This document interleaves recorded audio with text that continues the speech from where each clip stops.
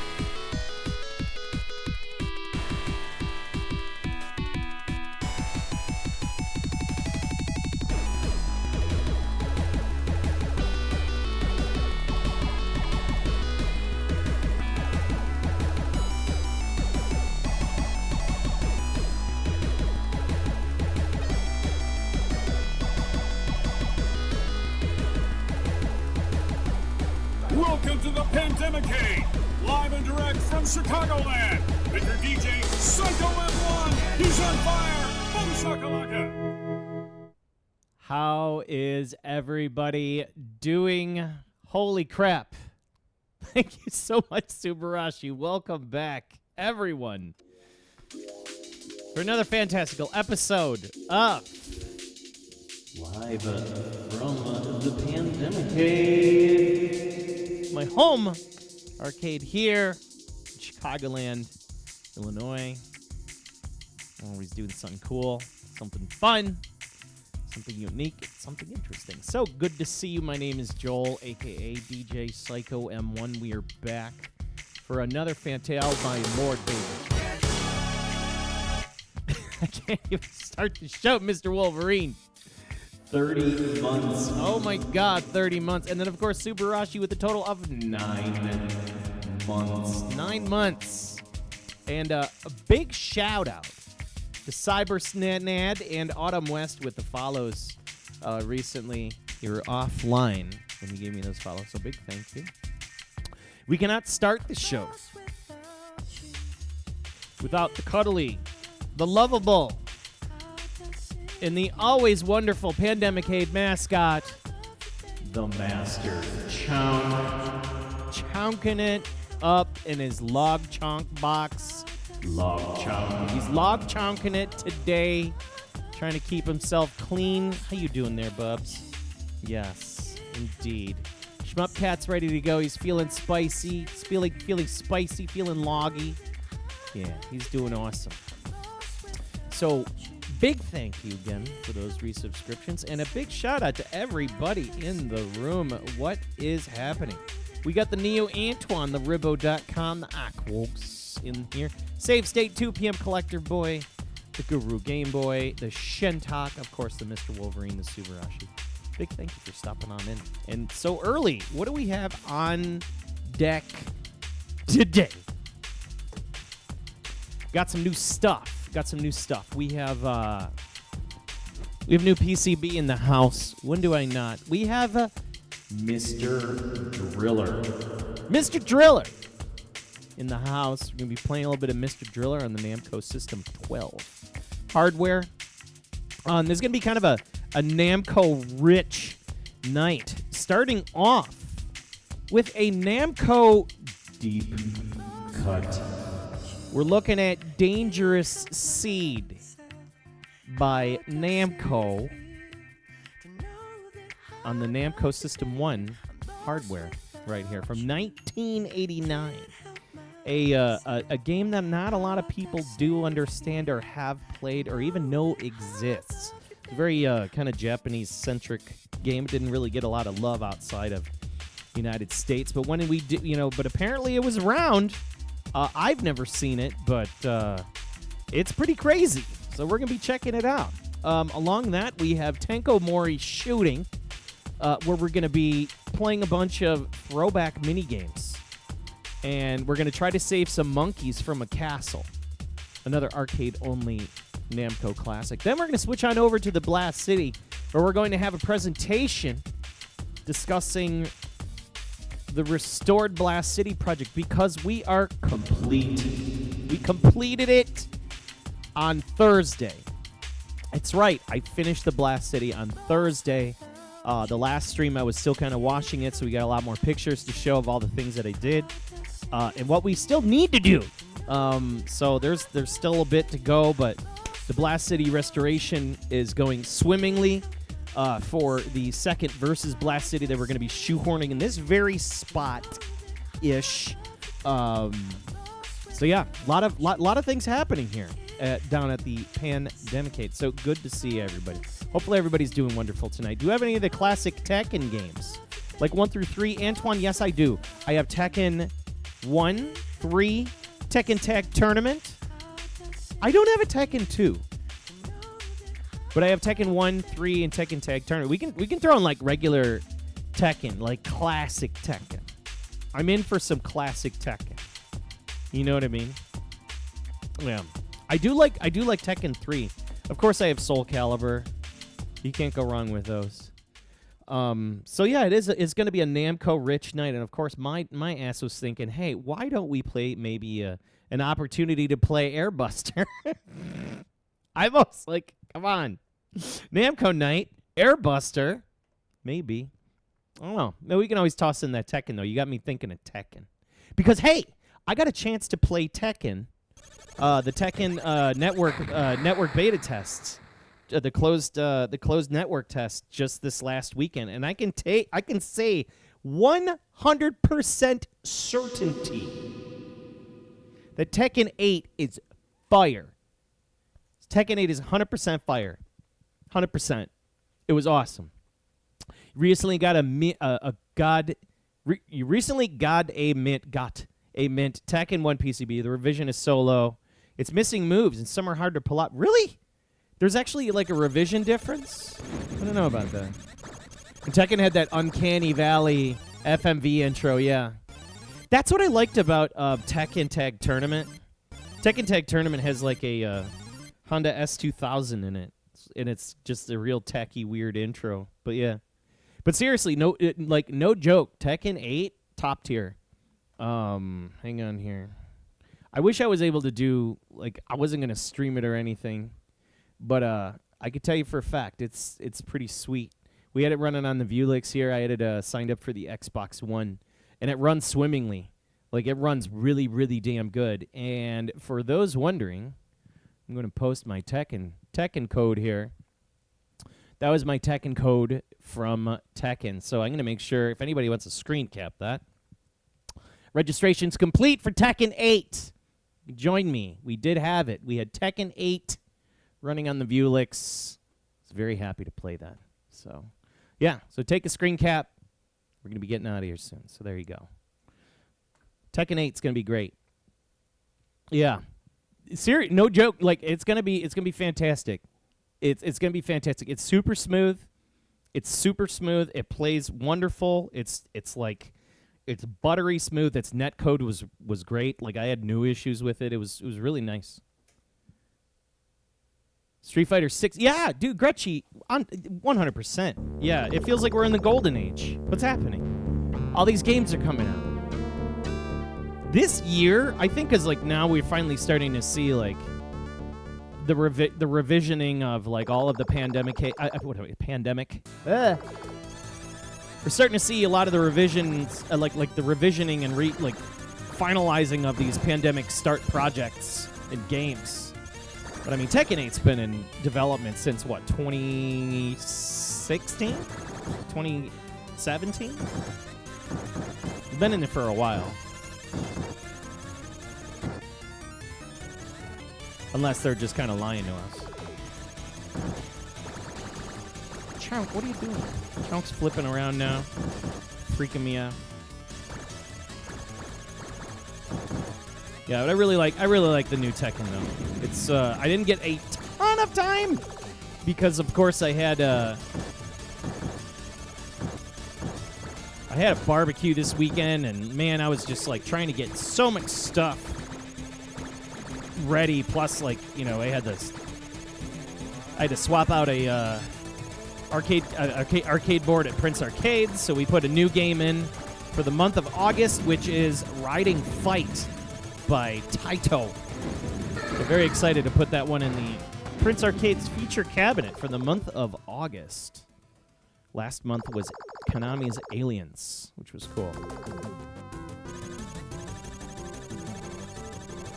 I am super Namco. I'm Namco'd out, man. I got that Namco fever. You know what I mean? It's like once I got a chance to taste the fresh waters of Tekken 8. Wow! Oh Jesus! Those things came out in fast. That was not cool. The tube. Next target is the Strike Ants. Okay. So Dangerous Seed. I need to remember to use bombs, or basically they're not bombs, they're like special weapons. Like some of them, most of them are just kind of like tracking weapons. They help clear the screen. They don't give you any iframes or anything like that, not like a Dodonpachi. It's a very unforgiving game, kind of similar to the likes of Dragon Spirit. And it is actually on the same exact hardware as Dragon Spirit. So there is DNA here for this interesting game called Dangerous Seed. And I think they released this on the Arcade Archives not too long ago. The fine people down at Kiempster had released it. I think it was on Switch. And they came out with like the multiple versions and stuff of it, which is kind of cool. And it wasn't that expensive. It was like, I think not even $8, something like that. It may even be on PlayStation. I could be wrong. Melt missile. Whoa! Oh, shit! I'm sitting here reading. I'm like reading the bottom, like melt missile, and then I'm dead. I'm not gonna change my text display. I thought I did. Oh, the text display down at the bottom. You know what? You are correct. Once I die, I'm going to make a change to that. That's one thing. I'm like, I knew I was forgetting something today. Okay, so... You ain't kidding me, man. I need to change that up. Thanks for reminding me. I've had one of those, like... I didn't get any sleep last night. I've been thinking of just standardizing this. Let's change this up. Thanks for reminding me. Oh, let's see.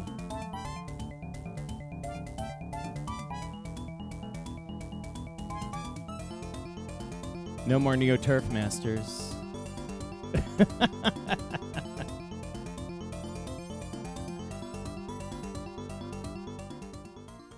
Man,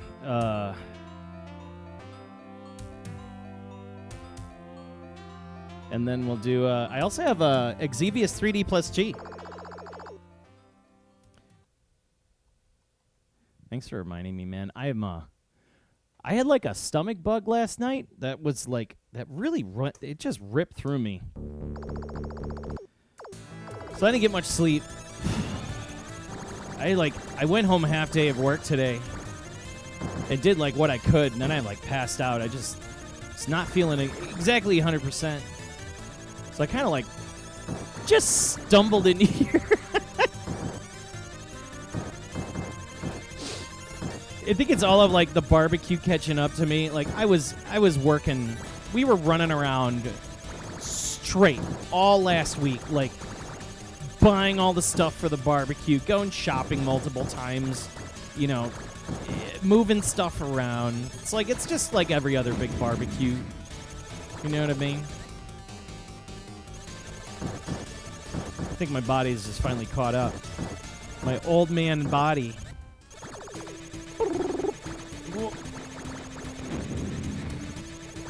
Look at his boss. I like how cool his boss looks. He's kind of useless. Like all you gotta do is just shoot his bullets, you know. But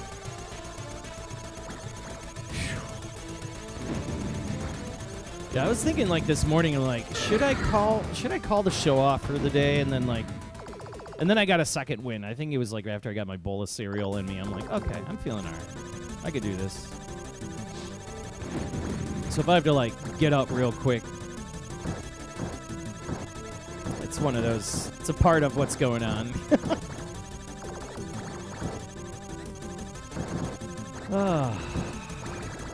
I think I had like somewhere like around like 4 hours of sleep last night. But like that's kind of like how it always is for me. Sometimes it's like I could just kind of function on that. But I do miss like those days when I used to be able to sleep in for like 10 hours. I miss those days from like during the pandemic and stuff. And nothing was going on. Nobody was going anywhere. Nobody's seeing anything. They have to go out. It was wonderful. Get all that sleep. We're gonna use that. Yeah, that's special. Let's crank this up.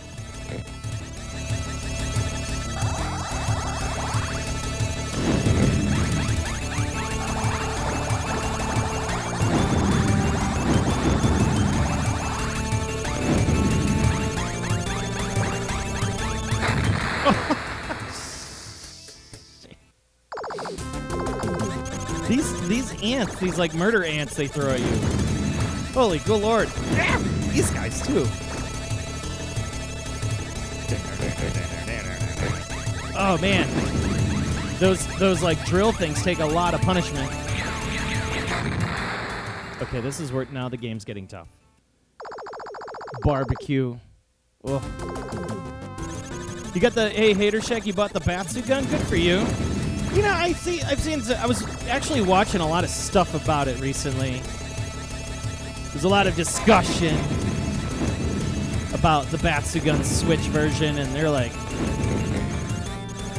it's got input lag, it's got a whole 5 seconds of input lag or whatever. 5 frames of input lag, or... You know, the arcade board will have like 1 to 2. So...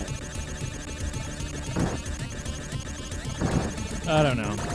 I think that's kind of a subjective thing, like the whole input lag thing. I guess it all depends on just like how you set it all up, and I mean, one day somebody's gonna figure out like a real high frequency MAME version that like talks to. Did somebody ever come out with like a version of MAME that syncs to, like does like a sync to the new TVs and stuff, like the active sync TVs? That'd be kind of cool if there was some way they can finally sort that out. 'Cause I know on like some of those really bad old ass emulators, man, you can tell the difference, but like I don't know. I'm sure they'll patch it and it'll get better and better and better. You know, like I don't know if it's worth making 58 YouTube videos about, you know, how accurate a certain thing is, especially after the fact. And then, of course, there's the discussion of, like, I think I saw Guru in that discussion. That's right, I saw Guru in that discussion. And that one, I think it was about the licensing for Batsugun. And that's probably the reason why they did the Saturn tribute. And then everybody's like, well, why did you do the Saturn tribute when it's like emulating the Saturn's like the hardest thing to do? Beep, beep, beep, beep, beep, beep, beep, beep, beep. You know what I mean? And then I'm just like, can people just buy the game and enjoy it? You know, just buy and enjoy it. You're not good enough to notice the input lag. Yeah. So some people, it's like the perception's there. Sometimes it's not. There's a Saturn hack already that it includes the arranged soundtrack. See, there you go. Fixed. Yeah. You're in MAME 232 and the VRR is real and awesome. That's cool, Geriatric Damaku. That's what I'm saying. Like, I know that people are doing like shmup barch stuff, you know. See, look at this. Now we got hot conversation in the chat. It's subjective point depending on your display and control method. You can still measure the differences between the original hardware and modern platforms to some extent. I can agree with that. This is a pretty rad game, man. And look at this. For 1989, they figured it out. Put auto fire in the game for a change. Shit. Thank you. Got a good score there. 296,800. I'm going to have to start repopulating my score tables. That's one thing I've been kind of lacking on, is making sure that I capture that. It's all on my whiteboard. I got to put them all on my Google Sheets. Yeah, like, for example, I have the majority of, like, if you look at my Switch right now, okay? My Switch is chock full of shmups. And they're all, the Sikyo ones, which people slammed on. Like, the point is, I play them, like, casually. I guess it all depends on the platform, like, what you're buying and how you're going to be playing it. And, like, are you going to be attempting to make scores and 1cc's and stuff with it? Like, if you're going to be doing that, it's going to take a while for you to, play and get accustomed to the lag, of course. But then eventually it's going to be achievable. So, like, in the end, as long as the player had fun, I guess that's where the value is, right? Strike ants. Okay, I've learned what I can about the strike ants from the last time I fought them. God, when the hell is Namco System 1 gonna get on Mister? I would love for a lot of people to play some of these great games that are on this platform, man. System 1 is just so cool. Ow! Oh, I took a hit. When you take a hit, it goes like... makes a very specific sound. Other things going on in the pandemic. I was just thinking off the top of my head here. Things that I've been thinking about, like, future-wise, like what we're going to do here. I think in the coming couple of weeks, I'm probably going to have a retooling once I get these stupid claw things. We're probably going to have a retooling of the entire arcade here once I figure out what I'm doing with all of my stuff. Right. Oh, I got freaking rockets now? Hell yeah! All right, let's get these dudes out. Oh, shit.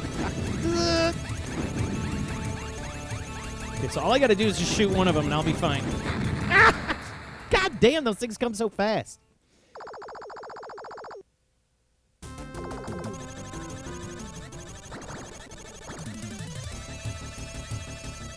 Yeah, see this heated discussion about that Batsugun. Because that's like, the current course. That's what's on the plate right now. I mean, everybody's talking Batsugun right now. Another thing I saw today, shit, before I change topic, what am I thinking? So anyways, During the next couple of, I'm going to say probably by next month, in September, I may have like some real downtime to flip this whole thing around, because I got to bring, we're going to bring a cabinet in here. I want to do it before the winter. Oh, you can do stage select. That's kind of cool. Just noticed that. So there's going to be there's going to be some project stuff going on with the channel, moving stuff around, trying to figure out how we're going to tag team this blast. I have a whole cap kit for this thing. Apparently it's like 65 capacitors. So I'm going to undertake that. I have to do the monitor for that thing. Here's the other thing we're going to talk about. I got to recap a power supply. There's a lot of work to still be done. So and then the other things I was thinking of is maybe, I don't know if I want to maybe do this year. We'll see how far I get. But I would like to still take this blast out, the production Blast City out, and get it worked on. I'd like to rebuild it. Just kind of redo some of the cabling. We have some really cool pictures to show everybody in a bit.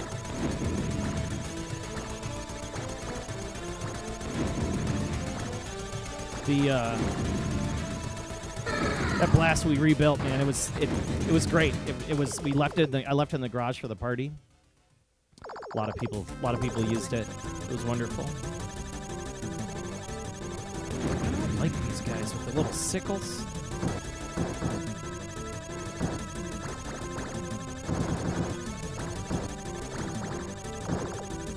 Oh, so I'm in that mode of buying all of the Blast City parts from New Marquee,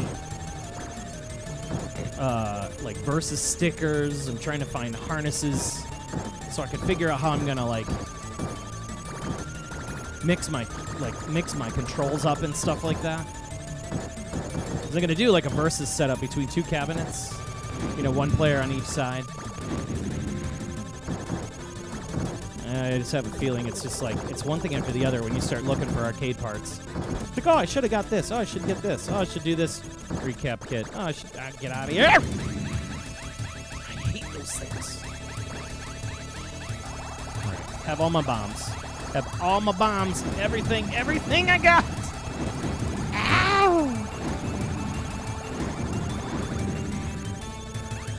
I do not approve of this enemy. Those things they shoot at you. Yes.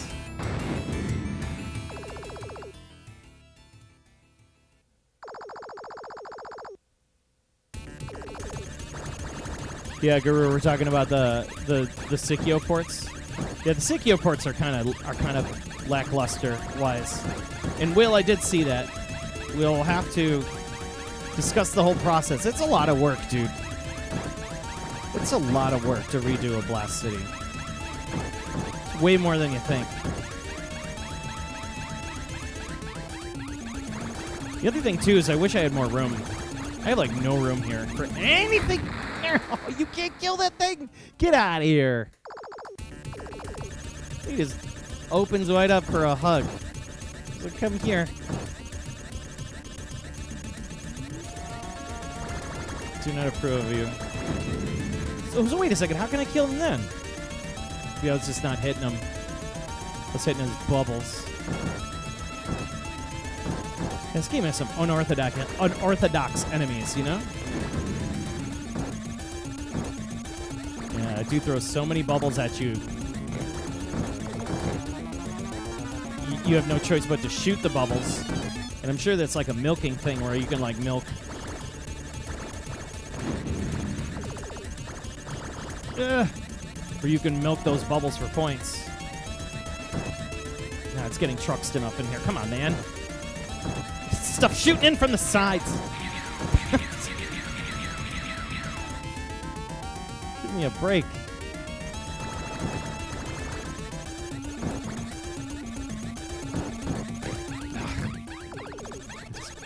Flip the damn thing. Yeah, you have to kind of get them on the side. All right, what is this? Oh my God! It just floods you with green goo. Third tube. Next target is roller snail. Roller snail. Oh, wait. Oh, I like that bomb. But I can't have any more. Okay, so the red... Ooh. All right, so just stay calm. Just dodge the bullets. Oh, he beat him!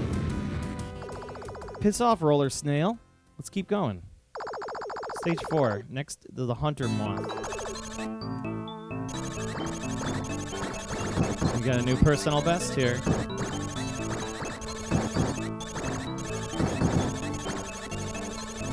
The hell is this thing? It's just swinging wildly. That is terrifying. Oh, there's another one.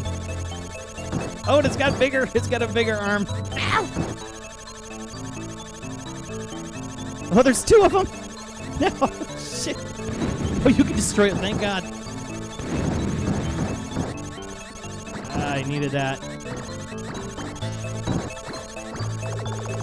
All right, there we go.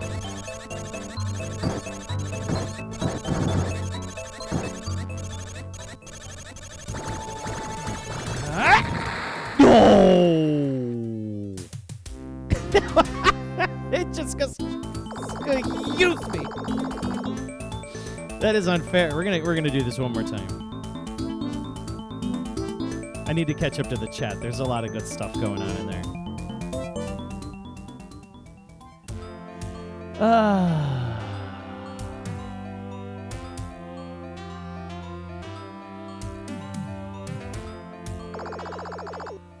Being aged over 50 adds another frame of input lag. Yes.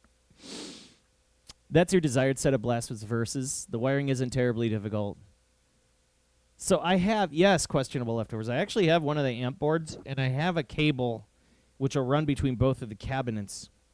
But my problem is I don't think it'll cover the kicks. That's my question, is like how I have to do it.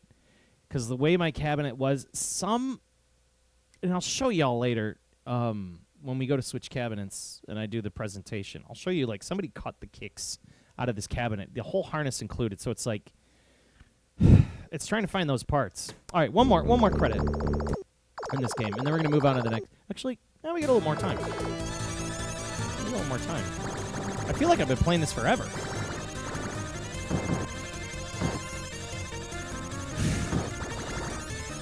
Hell, I'm dehydrated.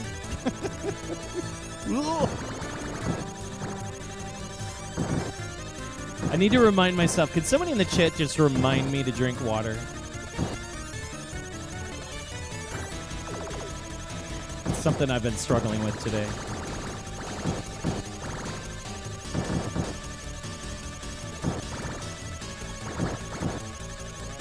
Okay. Like, what the hell are those squiggly bullets, man? Dude shooting squiggly bullets. You got warblers, you got squiggly bullets, you got all sorts of goofy enemies that have strange bullet patterns and arms that go out of the way. Thank you, Chug-a-Lug. I am in. Thank you for using those channel points. I will make sure we handle that after this next stage here. I can tell you for a fact, this is a confident shmup, man. This is a good one. And I always forget to come back to it, too. There's another one that's great called Blast Off.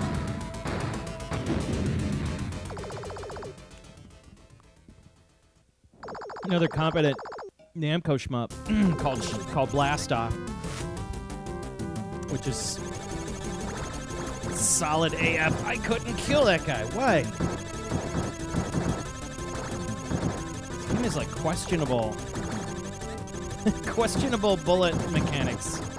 Like, I'm pump bullets into enemies, and they're just not dying. Ow! Ugh.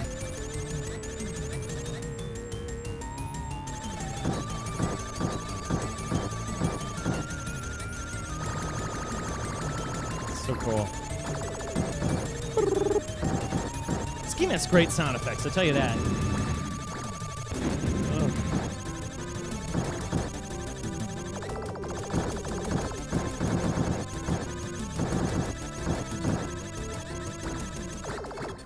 Special You can't have the special bonus.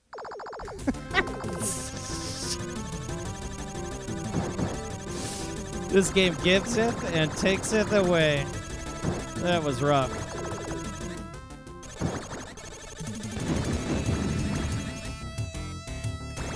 Okay.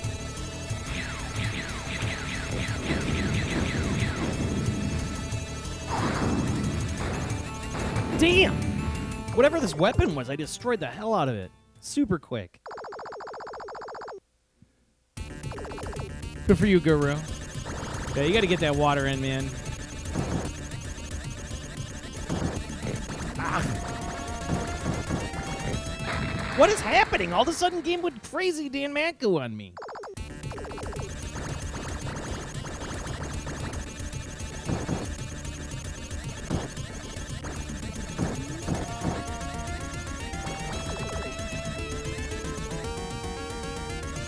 I mean, this game's throwing a hell of a lot of bullets at you sometimes. Ah! The enemies just crap them out when you're not paying attention. You got goofy-ass crap like that.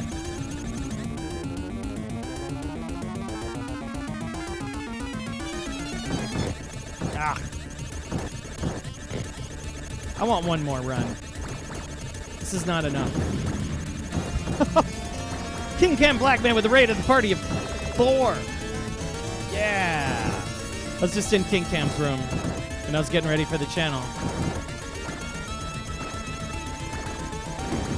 King Cam's one of the locals down at the old Galloping Ghosts.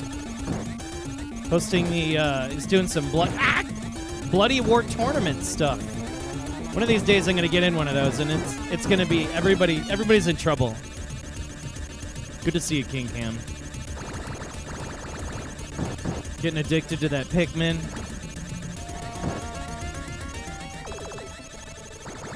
Go! Alright, I didn't think I beat this boss. Oh, wait, no, I did.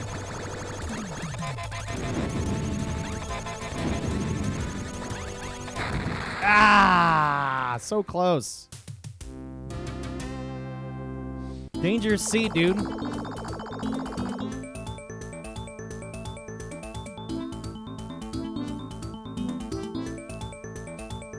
Yeah, you finished that, dude. You finished that. All right, I'm going to do one more. This 357,700 is a good personal best. Thank you for your braveness.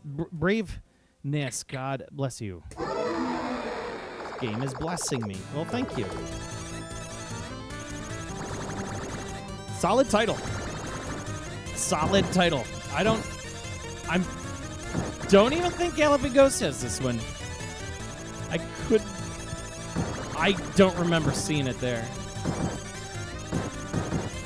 It's one of those games where it's like, huh? What is this? I remember getting this on when I got the System 1 hardware. And I was like, oh, hell yeah. Super good. I mean, I always knew about Dragon Spirit because I played a lot of that on TurboGrafx. But I knew nothing of this game. I didn't even know this game existed. Ow!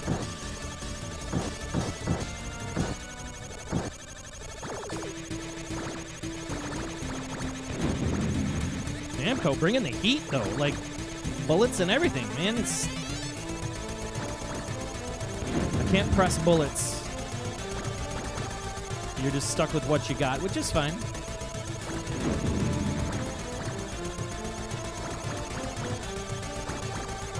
Oh, you can milk this boss by shooting its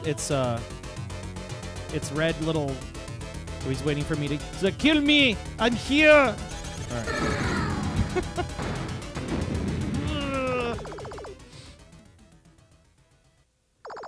Yeah, I don't have the real board. I don't have the Tower of Daruga. I've had offers to get it. I mean, but it's really expensive. Tower of Daruga is like stupidly expensive for some unknown reason. But it's also, I've never played it, so it's probably something really, really good. And my dumbass is just kind of skipping it. I'm pretty sure I could probably run it in my Sega table. Because that's got a pre-JAMA edge in it. I'd like to get, I'm trying to get myself a choplifter board, like, at a good price. I want a choplifter board for that, for my Sega table. Because that's like the table that kind of ran on. So its wiring is pretty similar. Okay, this time, I'm not going to allow these guys to get me. Ah, I got the special upgrade. You can't get me this time.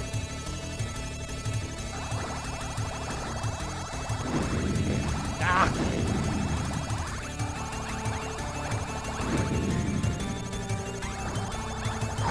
Yes! I took a beating, but we did it.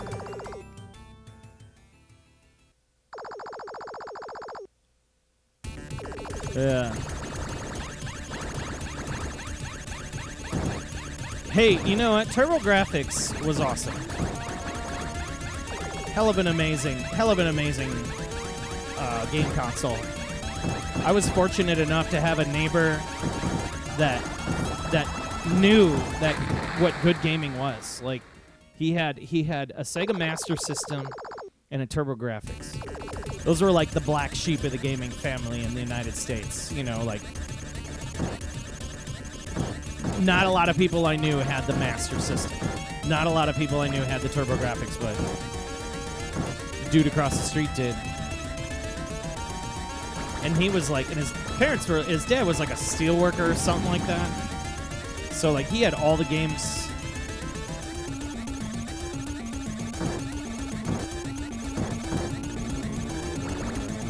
Do not like this guy.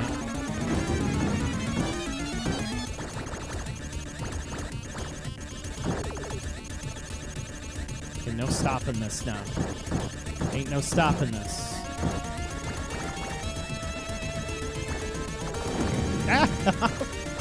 Yeah, those little guys. All the bullets. All right, this is where we're using the rockets because I'm tired of this madness. You see that? How many damn rockets were there?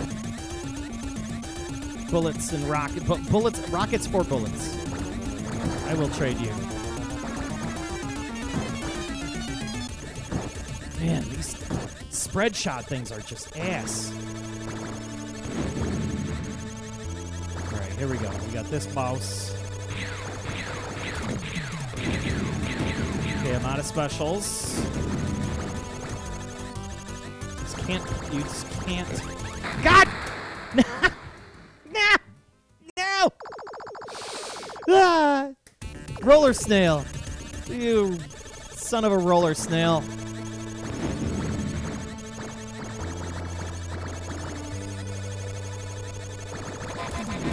I like whatever that red bomb is. I like it a lot. Okay, here's what we're gonna do. We're gonna try to slide from left to right. Ah, gotcha. Yeah, you take it easy, Ellison, dear. Well, thank you for stopping on in. I appreciate it. The chonk is now a void in the box. He is a void in the box. He's just comfy.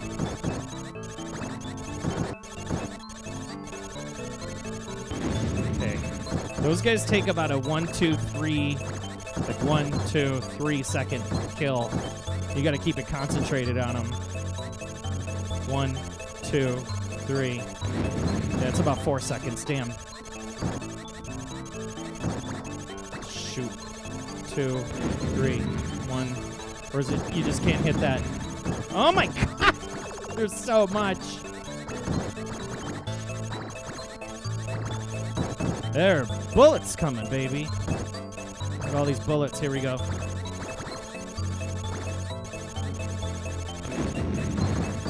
While you're dodging bullets, you're worrying about that thing. It's horrible. Oh my God. And it's got weird patterns. Do not like those.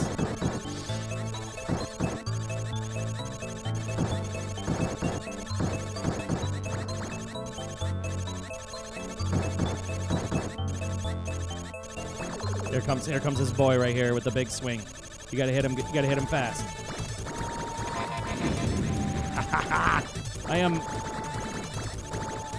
I got one hit, 2 bombs. I don't know what this boss does. Here we go. It's a sack! Ah, the squigglies!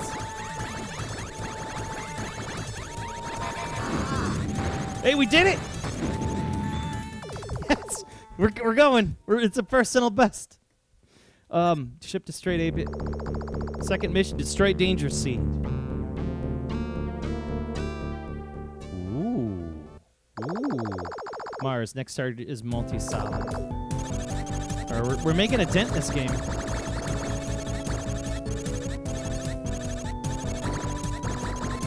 I knew this was... I should have done another run. Sometimes you just feel it. Oh my God.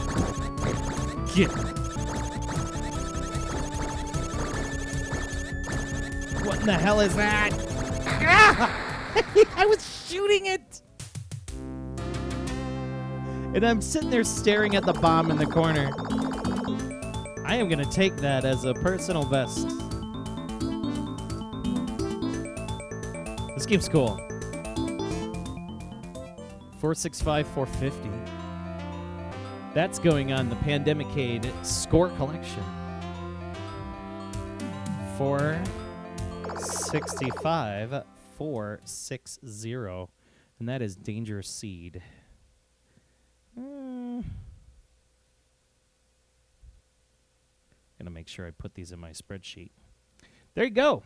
Danger Seed. Really, really freaking cool game. So we're going to change things up a little bit. Glad everybody's here. Yeah, this is a pretty hard game. It's pretty hard. I'm not going to keep going, though. I think I'm going to stick with what I got. I'm pretty okay with it. So let's check. Powerflux, this is called Danger Seed. Good to see you. Powerflux was at the barbecue this weekend. Speaking of was at the barbecue this weekend, it was, of course, the Master Chomp. And he was chonking it up, and here he is. He's like, no, don't. Oh, he's got my watch. Come on, let me go. Just want to pet the chonk. Such a good boy. All right, let's change games to something funny and quirky, huh? Before we move on, what do we got here? This game I got from a recently, one of the guys that recently joined my Discord. And it's on the Namco System 12 hardware. This never came out in home console, this hardware, which is, this game. And it's called Tenkomori Shooting. And it's kind of like a puzzle-based shmup game by Namco. So let's get this in. And it's quirky and fun AF. All right, the hardware we were just playing with. Ugh! Namco System 1 hardware, probably one of my more cherished arcade boards, multis, and the most fickle and fragile hardware. And it has some of the best goddamn games on this. This thing's a beast. It's got, it's about 3 PCBs, maybe even 4 if you count these chips on top, but yeah. And I love everything about this thing except the damn game switcher. I wish this had an OLED selector. Oh my god, I have to use these stupid dip switches to change the games, and I've already broken one and had to have it replaced. All right, Namco System 12, Tenkomori Shooting. What are we doing? A really cool shoot-'em-up puzzle game situation with there's a lot of variety in this. So we're not going to see a lot of the same stuff twice. At least we'll try not to. Yeah, it's a chunky PCB. Duke Togo, that's not a bad idea. Not a bad idea.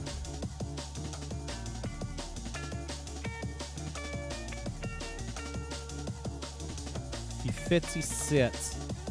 Sage's Gamer in the house. Let's take a look. Let's take it back right there. Oh, the chunk. Log chunk. He's log chunking. He loves this thing. It's this steel. It came with the house. And it was like this thing for it's like this thing for carrying logs. And then I put it in this box because whenever I put logs in here, it would get all crummy and whatnot on the floor. And then, yeah, the chunk he's been all about it ever since. I put a couple Polish beer boxes in there because I use the boxes for starting fire. And, yeah, He just loves that stupid little situation. I don't know why.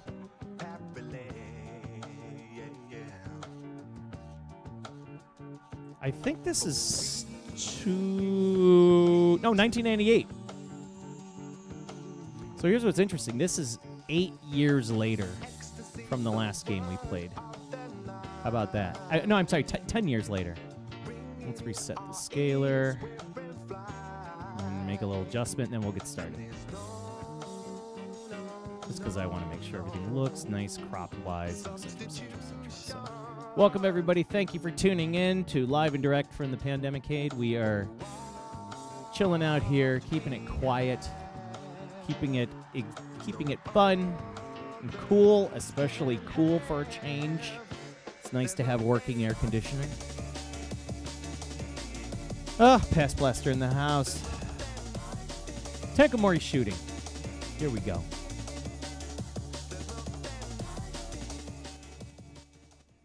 Tenkomori shooting. This is a fun arcade board. And honestly, it's one of those games where I'm like, this is the reason why arcade gaming rocks, is because there's stuff like this that's out there that never came home. And it's fun. It's really fun. You can see I got some stage records here, so we're going to try to break some of our records. Thankfully, my battery still works. We need to see, you know what we need to do before we start this thing? Y'all need to see the intro. The intro is really what sells the game. Because a lot of people, whenever they come over, and I do have this running in the cabinet, it does kind of capture you. Here we go. Oh, shit.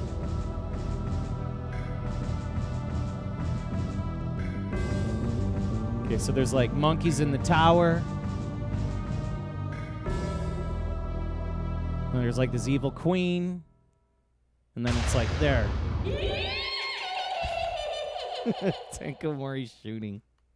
So what's interesting is the monkeys are also featured in the game Dancing Eyes, which also was one of those weird arcade-only games as well. It's not Ape Escape, though.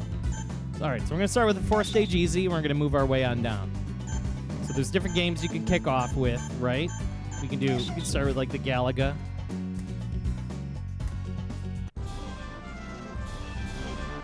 And there's, like, remixed audio and stuff in each of these games. It's like, destroy 18 enemies. Easy. And I think there's a way to unlock some of these games, too. Or maybe I could turn them on and off. I could be maybe wrong, though. Did I get it? Get it.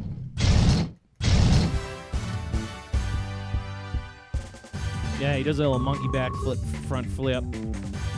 You did success bonus. You move your way up. And then you get like a selection of 4 games, right? The previous game you played, if you want to keep going, or you can do stuff like this.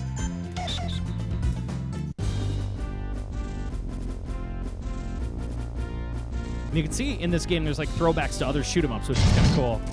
So this is very reminds me a lot of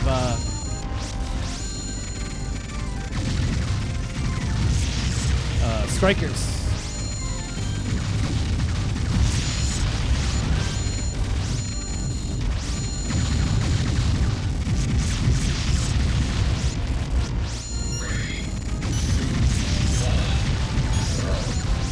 No, I don't think I got them all. 37.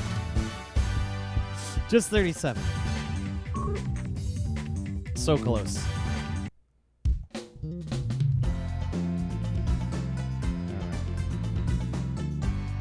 And I'd like to know, like, what's all about this Namco character, because, like, he is a true Namco character. Okay, this one's interesting. I think this is where you send the love to your girlfriend, and you don't want to send your love to other people because then they'll come after you, right? So, like, you got to send your love to your girlfriend up there. But like that, like, and you can't touch these people. He says butts. She's all up on the stage like dogs after you. Come on. Yeah, we got her. We're good. Yeah, there we go. You 20 hearts. All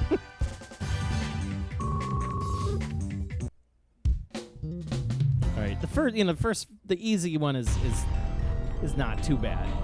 Okay, I like this one, the building. Her bust explodes when she gets a heart, just like in real life. Watch out for those asses. I do have a Chocovator contactee. It is a very Chocovator-like game. Talk about a strange title. Yes, firebomb a building.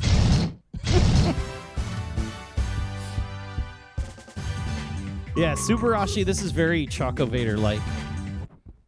But yeah, Chocovator is such a strange title. Such a strange title. Okay, we've rescued our friends. Now we're moving on to medium. So you get a bonus for the different stages. You're unable to find the witch or your brother. Captured brother is in medium tower. Save your brother on the medium course. Okay.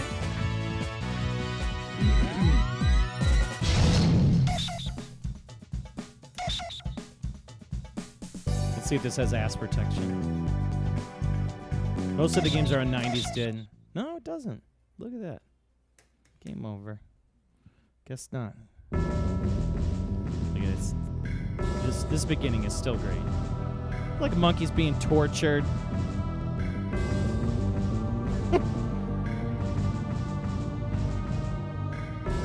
Like, what I want to know is, what is her angle? Like, why is she locking up? Why is she locking up the monkeys in the basement of the tower? Like, what is, what's the angle on that?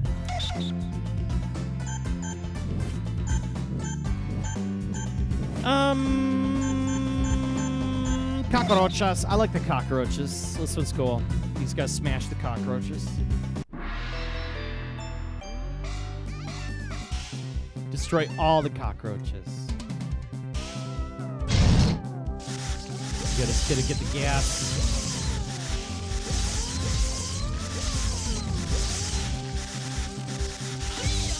Ah!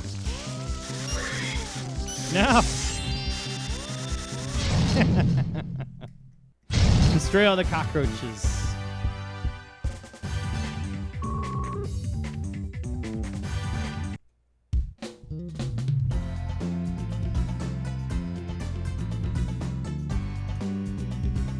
Okay.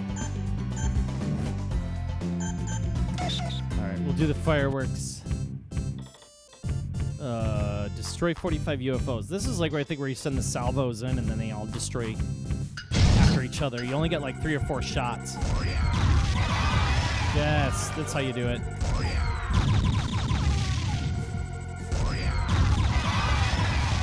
Like if you hit the first guy in the succession, it gets them all. Oh no! Like that. Yes. Yes. 56.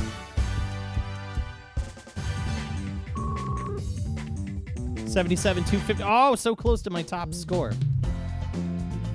Okay, now we're in the death level. Very hard.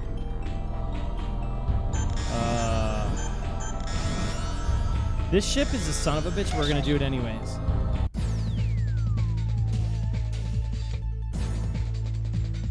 Huge battleship, 300 times.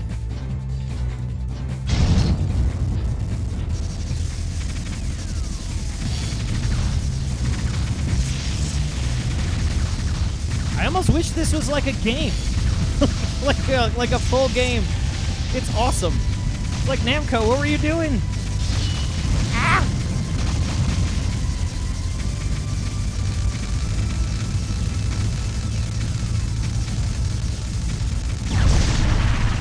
Yeah, go down. So cool. Yeah, there's some point. This is like around that time of Point Blank, right?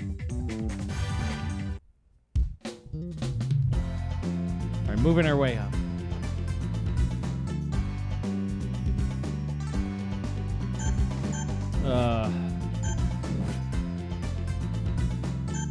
We'll do the tanks. I think this would just destroy the tanks. Destroy 20 tanks.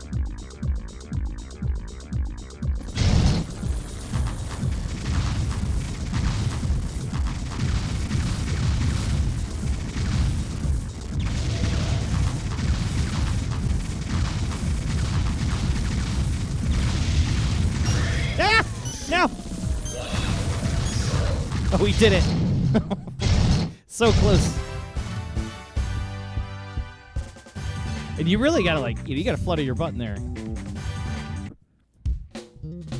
Some games have auto fire, others don't, which is interesting. So there's no way you could really cheat at it with like a Rico device or something like that. I don't like that one. I don't like that one, but we'll do the Galaga. I could do the Galaga. 35 minutes. Okay, we got that guy. Yeah, we could do Galaga. It's like bootleg Galaga sounds. No! No! No! No, don't get away! Final.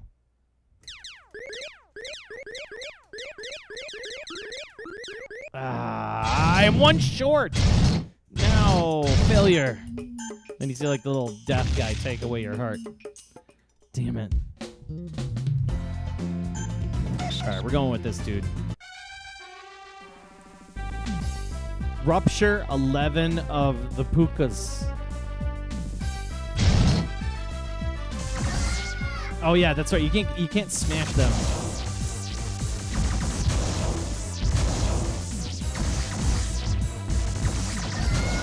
Ow.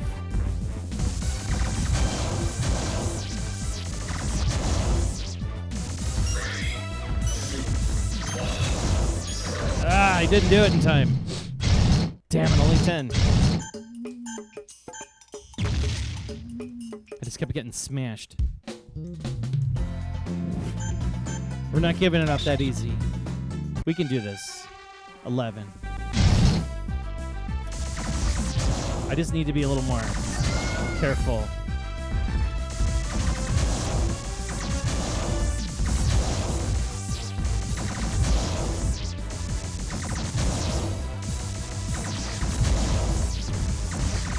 A lot of Namco fan service here. You got it. Kavas in the house. What's going on, my man? Never give up. Trust your instincts. Oh, we got a new record. Arcade Guy Siege. I'm knocking out your scores, Bubba. He's the one that sold this board to me. That's still, I got his scores in it. Okay, very hard. This is going to be dangerous. I can firebomb. I can firebomb all day. Let's do it.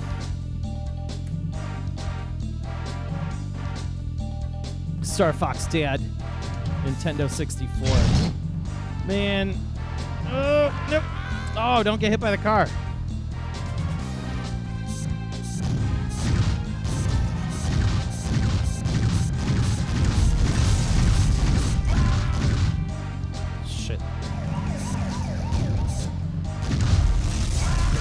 Those freaking trucks!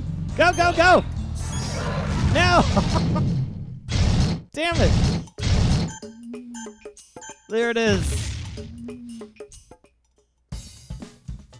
Press start to save the monkey. We will press start to save the monkey. All right. Even if you're playing this, you don't trust yourself to even do it once. That's what's kind of interesting. It's like there's so much different stuff going on in this game. Like it's got you busy.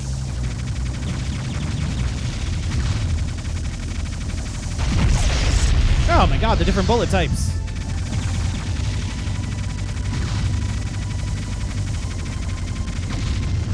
I couldn't even. Oh my God, the different bullet types screw you up. I want to do that one again. Come on, come on, come on, come on. Don't. Don't throw the monkey out with the bathwater.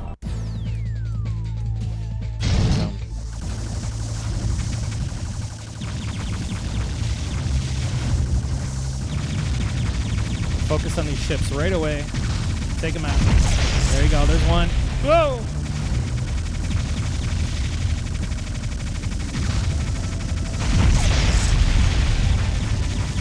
God, why isn't this a game from Namco? This looks awesome. Blow up! Blow up! Blow up! No! God damn it! No! Where's my nose itching?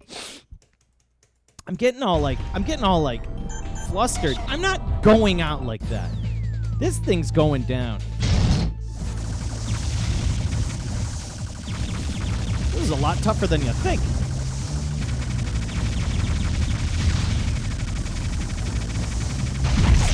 Okay. Oh, shit. This is way harder than you think.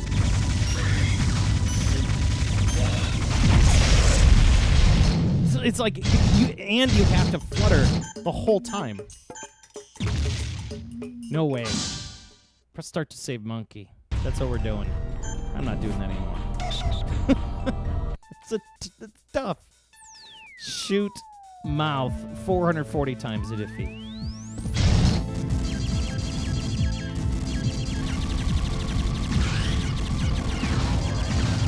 Then you get this on like a completely different plane.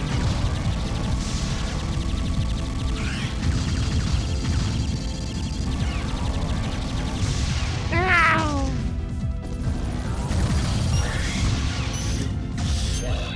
No way. I'm so close. I'm so close. 369. This will test you. This is gonna test. No. We're taking your ass out. Thank you, Notel NTM. Welcome to the channel. Glad to have you. We are playing some Tenkomori shooting. Very cool Namco game running on Namco System 12 hardware. Shooting him out, shooting him out. Oh, I see. You got to shoot it like when it's open. Off to the side. Ah! No way. No way. Ugh.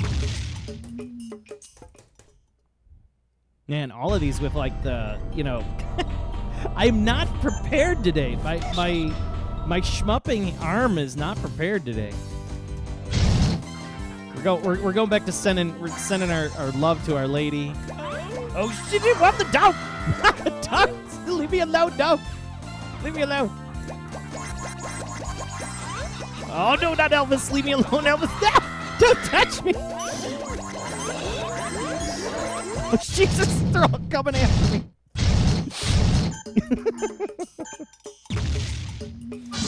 Ugh. Now I'm getting my ass whipped at this game.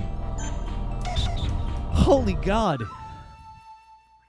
Okay, this one he's gonna make an order, and you gotta shoot the sushi in the order, in the order of he's asking. So okay, so you ask for the rice, and you're like, bam, here's some rice. And he's like, oh, I want that, and I'm like, there you go, it's yours. And then I'll be like, you want this? Yes, and you want the rice? Yes. You want the shrimp?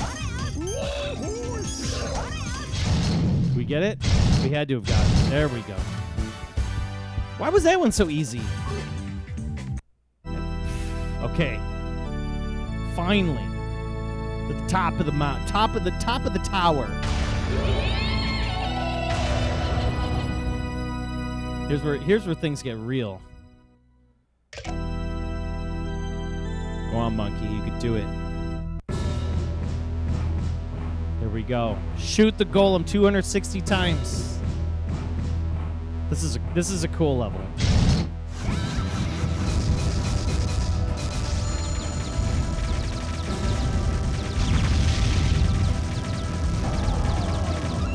Ah, no. He's got like an M16. Ow! No, monkey, no.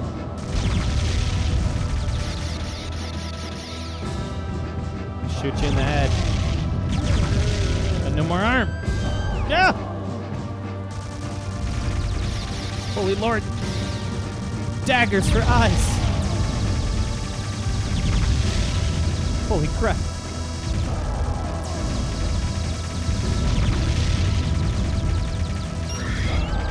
Oh, it's not dying, dude. Oh. So close. 238. You gotta really get in there. You just can't die. You gotta really dodge, like, physically dodge bullets. There's no jumping. There's no, like, dive button. Oh my god. This golem has, like, all the attacks.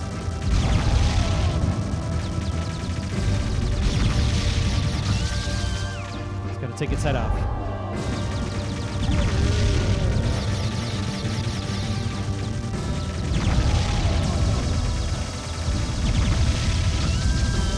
What the hell?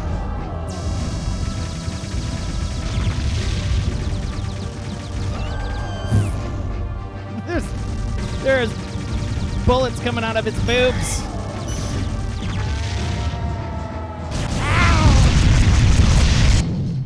Holy Lord. You don't get a break.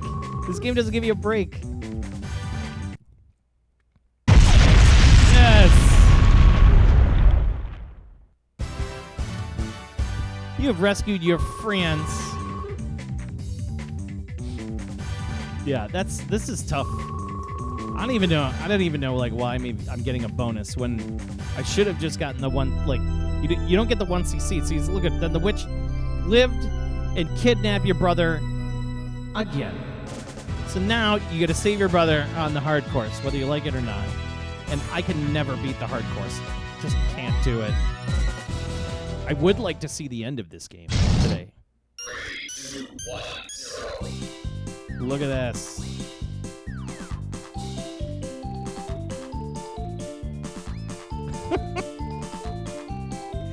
Monkeys with guns.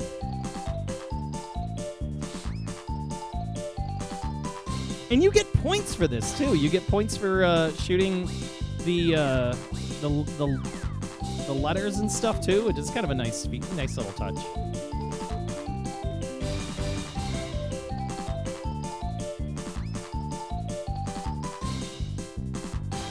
We're gonna do the hard course after this one though.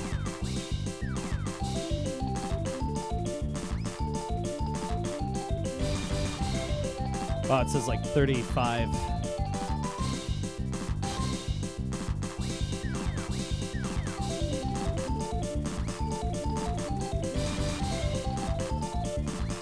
And Namco All Staff. Where are all these people today? 1998. How long ago was that? Seems like it was like forever ago, which it pretty much was. Can you shoot the Namco? Can I shoot the Namco? Can I blow the Namco up? No, I can't. I tried to blow it up. All right. Good score there. Solo monkeys. Game over. All right, to the hard course we go. We have to save our little children. Save the monkey children. Okay, let's drop the bomb. Now, this one, you only have one chance to drop a bomb, and you have to, like, destroy everything. So you have to be very particular about where you're going to put it. You have to destroy 50 insects with one bomb. 1988 with a quarter of a century ago. Jesus. Okay, so you wait till the screen gets really full. You got to destroy 50 insects with one bomb. Oh, shit. I didn't do anything. I only got 16. No. That one's weird because you have to kind of wait till the right time. We're going to do that again.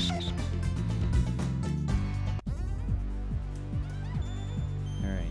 Shots limited to 1. You have one chance.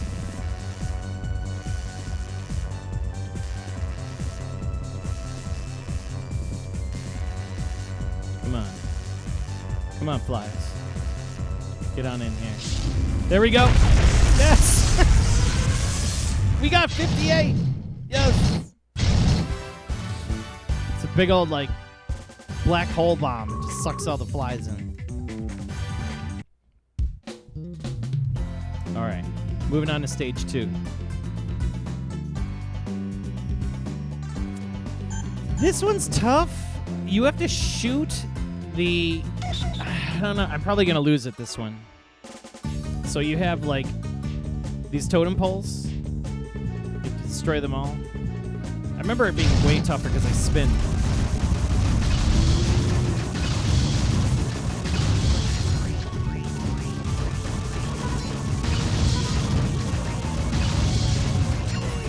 You have to do the ones in the back, too. They're, like, hopping around.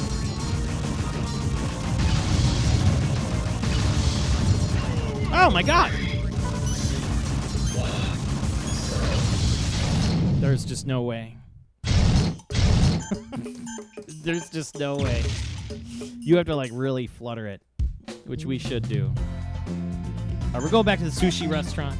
We know we can do damage here. We already know what we need to do here. Shoot 5 sushi. Correct. All right, he wants that. He wants the rice. He wants the fish eggs. The shrimp. He wants the rice. Oh, no, he didn't want that. He threw it back in my face. No. Oh, I tried to get it to him. There's you can. Oh, he's still got 5. Duke Togo, this game's amazing. In Zeus here in Texas, monkeys used to have guns. Was that a thing? Did they give them like plastic guns? I think I remember seeing something like that. Or am I wrong? All right. There's another Xevious stage. You get to destroy this thing. All you got to do is bomb it once. But it's impossible to get to. This is pretty tough. Shit. All right, and then you got to get up there somehow.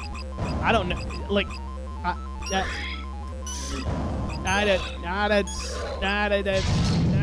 yeah. You have to get up there and bomb it once, and it's like, it's really tough to get into. I like that they have like the Xevious throwback music. Let's try that again. Probably not going to be able to do it.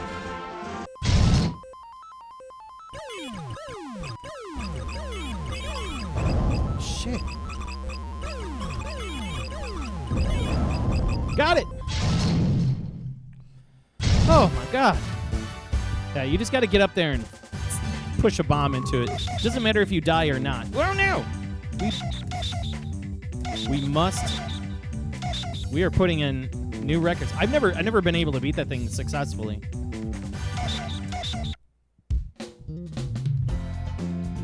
Coffee Cup Arcade. Good evening. Party over here this week. What do you celebrate in Coffee Cup Arcade now? I want to know. You've baited me in. What is that? Ball top, bad top? It's the I got it from Amazon. It was like $12. It's just one of the knobby tops, NOBI top. I destroy 300 with Eruption. This you gotta spin the stick.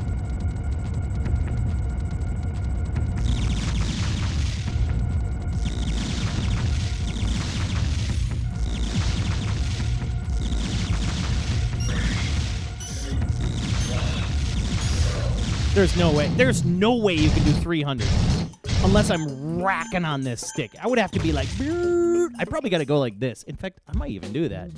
I'll use this card reader here to prop my elbow. Let's see if we can do that. And I'll get this spinning. You gave me a working on ship the other day. Rogue Delkin Zero on the Amiga, twin stick dungeon crawler and shoot 'em up. Hell yeah. Very nice. Congratulations. That's cool to hear. Game you're working on shipped. That's a big deal for a lot of developers. Just to get it out the door. I mean, getting it gold is one thing, but... Come on. 256! Hot shite. No way. There's no way. All right. Try this one. This is with the Ninja Clowns. You gotta hit the clown, right? You gotta aim carefully to defeat the Shogun. It's the Shogun clown. So you throw things at him, but then there's ninjas and stuff in the way, and you only have 2 shots to beat this thing. Look at these ninjas. You gotta get it in there. No way. Here we go. Oh, there we go. You only got 1 more shot. Ah! Yeah, that one's tough. That one's really tough. Like, you gotta thread a needle with that one. 46 games for you? That's awesome. That's tough stuff, dude. You know, making something for the world. Shoot 50 apples. Make sure not to shoot your own color. So we're going to shoot the red.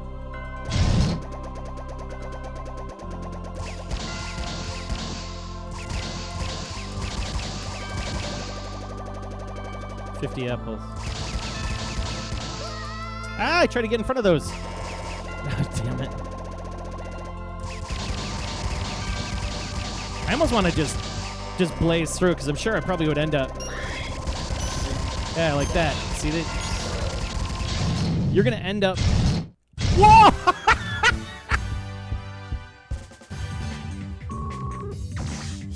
Yes, yes, and yes. What do we got here?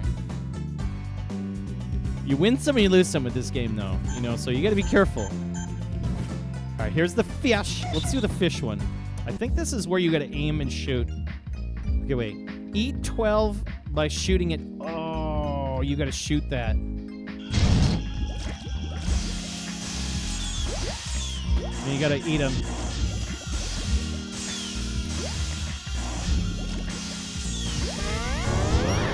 Yo, with the follow. Thank you for the follow. Ah, now I didn't get all 12. No way. Hey, Blackwa. Thank you so much for the follow. Welcome to the channel. Glad to have you. We are playing a very unique title called Tenkomori Shooting by Namco. Let's always kill the UFOs.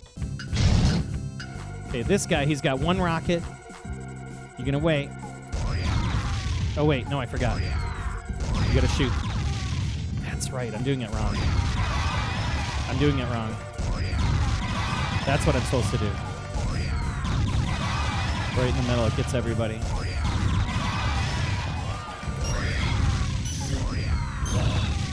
Did I get him? Did I get him? Oh, no! I missed them all. Okay, I screwed up that one. I'll come back to this one. I'll get this one. The closest you ever got to working with Toaplan and Retrobit, Zero Wing Hellfire. Zero Wing for the Genesis Mega Drive. You didn't make sure all the endings were in the release. Oh, yeah. Oh, yeah. That's cool. Lee's account opening up. That's cool. Open up GameWorks in Vegas. I've been to Vegas quite a few times. Not in a while, but I was there a long time, like during the good heydays of arcade stuff, for sure. Oh, man. I think the best arcade I ever saw in Vegas was at the Luxor. Oh, my God. I'm not going to get this.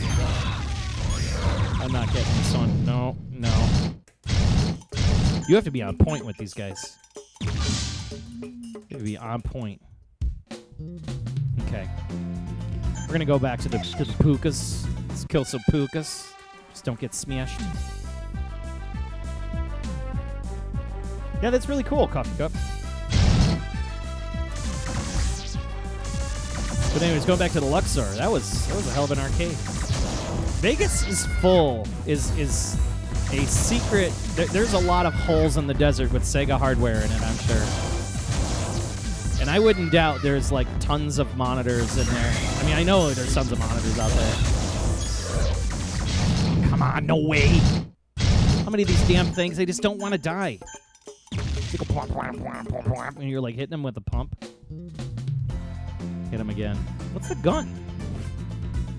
Let's pick the gun. It's probably Time Crisis. Shoot 10 enemies. Action.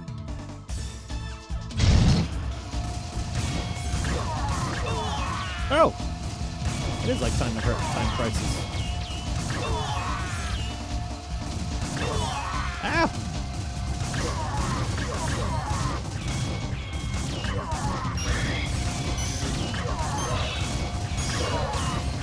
get 10, did I? Come on, I got 10. Oh, I got 11. Hell yeah. That's cool. Yeah, do your front flip, monkey. Not my best score. All right, now for the harder stage.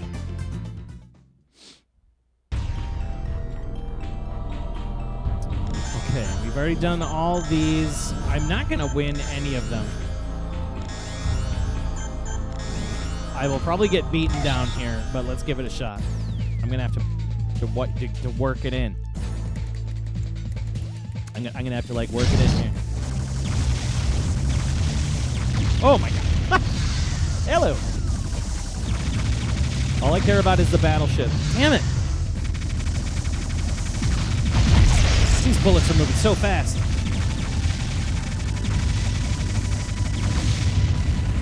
There's just nowhere to hide. There's nowhere to hide, man. Like, that's insanity.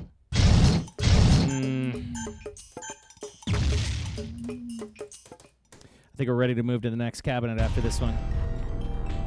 We're at about 8:30 here. All right. We'll keep going. We'll do one more here and see how far we can go. One more credit. Now, if you throw the bombs at the cars will...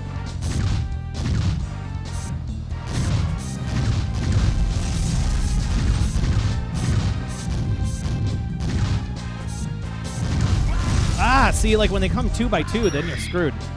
Ah, I'm so close. I can't. The damn limo. No, I only hit it 11 times. All right, last credit. This is just such a fun game. Like, you get lost in playing it. All right, I did better. Let's try the birds. I don't think we did the birds yet. Shoot the crows and defend the rice bag. Yeah, you gotta. Okay, so the crows are gonna try to take the rice bag. And you got like this Pang situation going on here. Don't you dare! Yeah, they're trying to crap on me.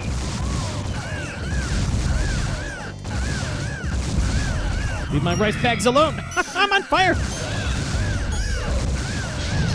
We got him. Come on, all of them. Yes. Shoot the crows to defend the rice bags. This may even be a top score. No, is it a top score? It is not. There's like 100 endings in Mega Drive Zero Wings, so you had good stuff. Yeah. All right, this one's cool. This one's just like shoots cells. Multiply cells into 50 parts. So you just got to shoot these cells and they go crazy. So you got to like get real close. You can't die. And of course, they shoot bullets at you.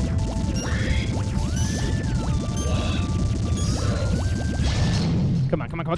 59!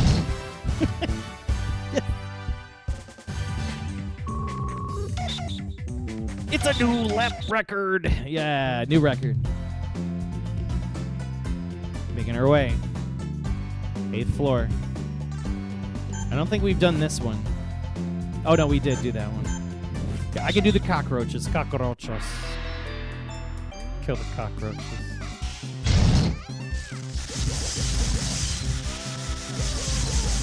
Get out of my kitchen. Oh, man, I forgot that they can run you over. Ah! There's too many. There's too many. No. I'm like, here I am thinking I could totally do it, and I got knocked over. Like a gigantic cockroaches. All right, we'll do the rocket. We'll mix it up. Okay, this one I think you only get one shot. So like a bunch of planes will be coming around, and then you have... three. You only have 3. Okay. Okay, and then it's like...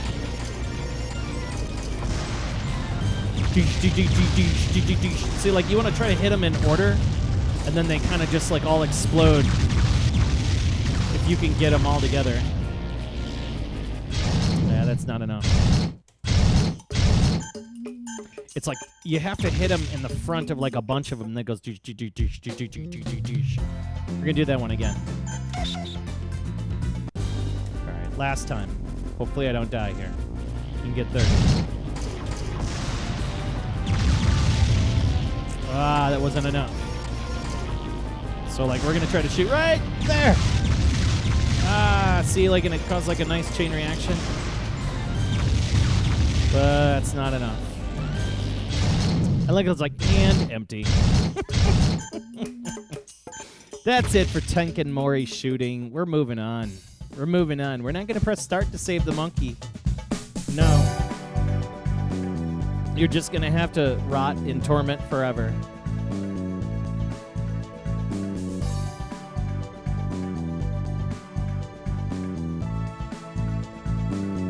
Sorry, monkey. You just got turned into monkey brains. You're being served at the Bangkok Palace. It's over. Indiana Jones is feasting on your brain. Great movie, Indiana Jones and the Temple of Doom. Anybody? I know some people don't like that one, but maybe that's what she's capturing monkeys. You know, monkey brains. All right, so we're gonna take a quick break here, and we're going to move on to the Blast City. So after we come back from the break, we're gonna be talking about the update. What did I do with the Blast, the new one that we've been working on, the new Blast City, and then we're gonna play some Exevious 3D plus G. Let's take a look at this, because this is all ready to go. If you've never seen 3DG, it's a freaking awesome game. You call him Dr. Jones. So good. Yes. We have the Exevious 3DG coming up right after this quick break. So hold tight. Black Scene in the house. What's happening? One of the coolest gigs you got for 2 games of Ancient, which is Yujo Kashiro's mom. What? That's cool. That's exciting. Oh, thank you for the hydrate. Yeah, that's the thing. I need to drink some more water here. All right, we'll be right back. Right after this quick break. Enjoy the music. And yeah, coming up soon, 3D plus G, and then we're gonna have Mr. Driller. And then maybe even, and then a little Blast City presentation. So hold tight. Be right back. Thanks for hanging out with us. See you soon.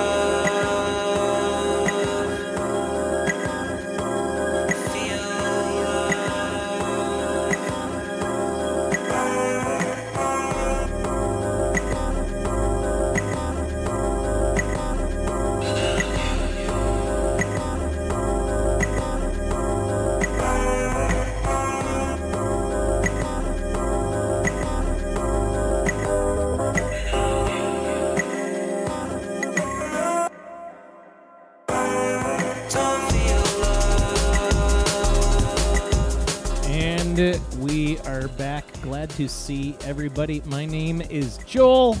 You're tuned in to another fantastic episode of Live from the Pandemicade here on twitch.tv. Broadcasting live from my little Arcade here in Chicagoland, Illinois. Good to see you. Oh, so moving forward with all the really cool stuff that we've been up to, glad to see everybody back first off. We have a lot of really fun games to play today, specifically a new PCB that's been added to the collection, and that will be Mr. Driller coming up after this Xevious 3D Plus G. But first and foremost, we need to talk about what's going on with the Blast City. So I've been, as you know, the last Tuesday stream, I was really busy. Let's just kind of do a recap of what's happening. Death Dread in the house. Let's make sure we get this going here so everybody can see what's going on. There it is. The Blast City was all clean. Got everything looking good. Now that's where we last kind of left everybody off. So that was last Tuesday. So all of last Tuesday basically was all of the cleaning of the harnesses, trying to figure out what's up with the harnesses, just hosing everything off. I think this is where we were. The final picture where we were in the last stream. So Wednesday and Thursday, I worked feverishly to get this thing running. First and foremost, of course, since it was bare as all hell, I had to take everything off, clean the damn doors, because that's another thing I didn't do. Thankfully, this weather has been just like incredibly hot here. So it was like 100 degrees all last week. It was just sweltering, but man, it was hot. We got this thing clean. Start taking it, putting it back together. You got to put on the headlamp. Just get in there. Let me tell you one thing. Putting the screws back into a Blast City speaker is a pain in the ass. I think I spent like an hour to try to get it done right without stripping anything. It's a pain in the ass. You can see my ass just shoehorned in there. Kelly came out to help. It was just sweating bullets, just rewiring the cabinet, getting it all sorted. Thankfully took some great pictures of everything going on there. You like that? The nice shot of my ass right there, just big old beefy ass hanging outside of the cabinet. Thank you, Kelly. But it's nice, we're able to basically just get in the thing, work on it, get it all wired up. Just lots of wiring, lots of stuff to do.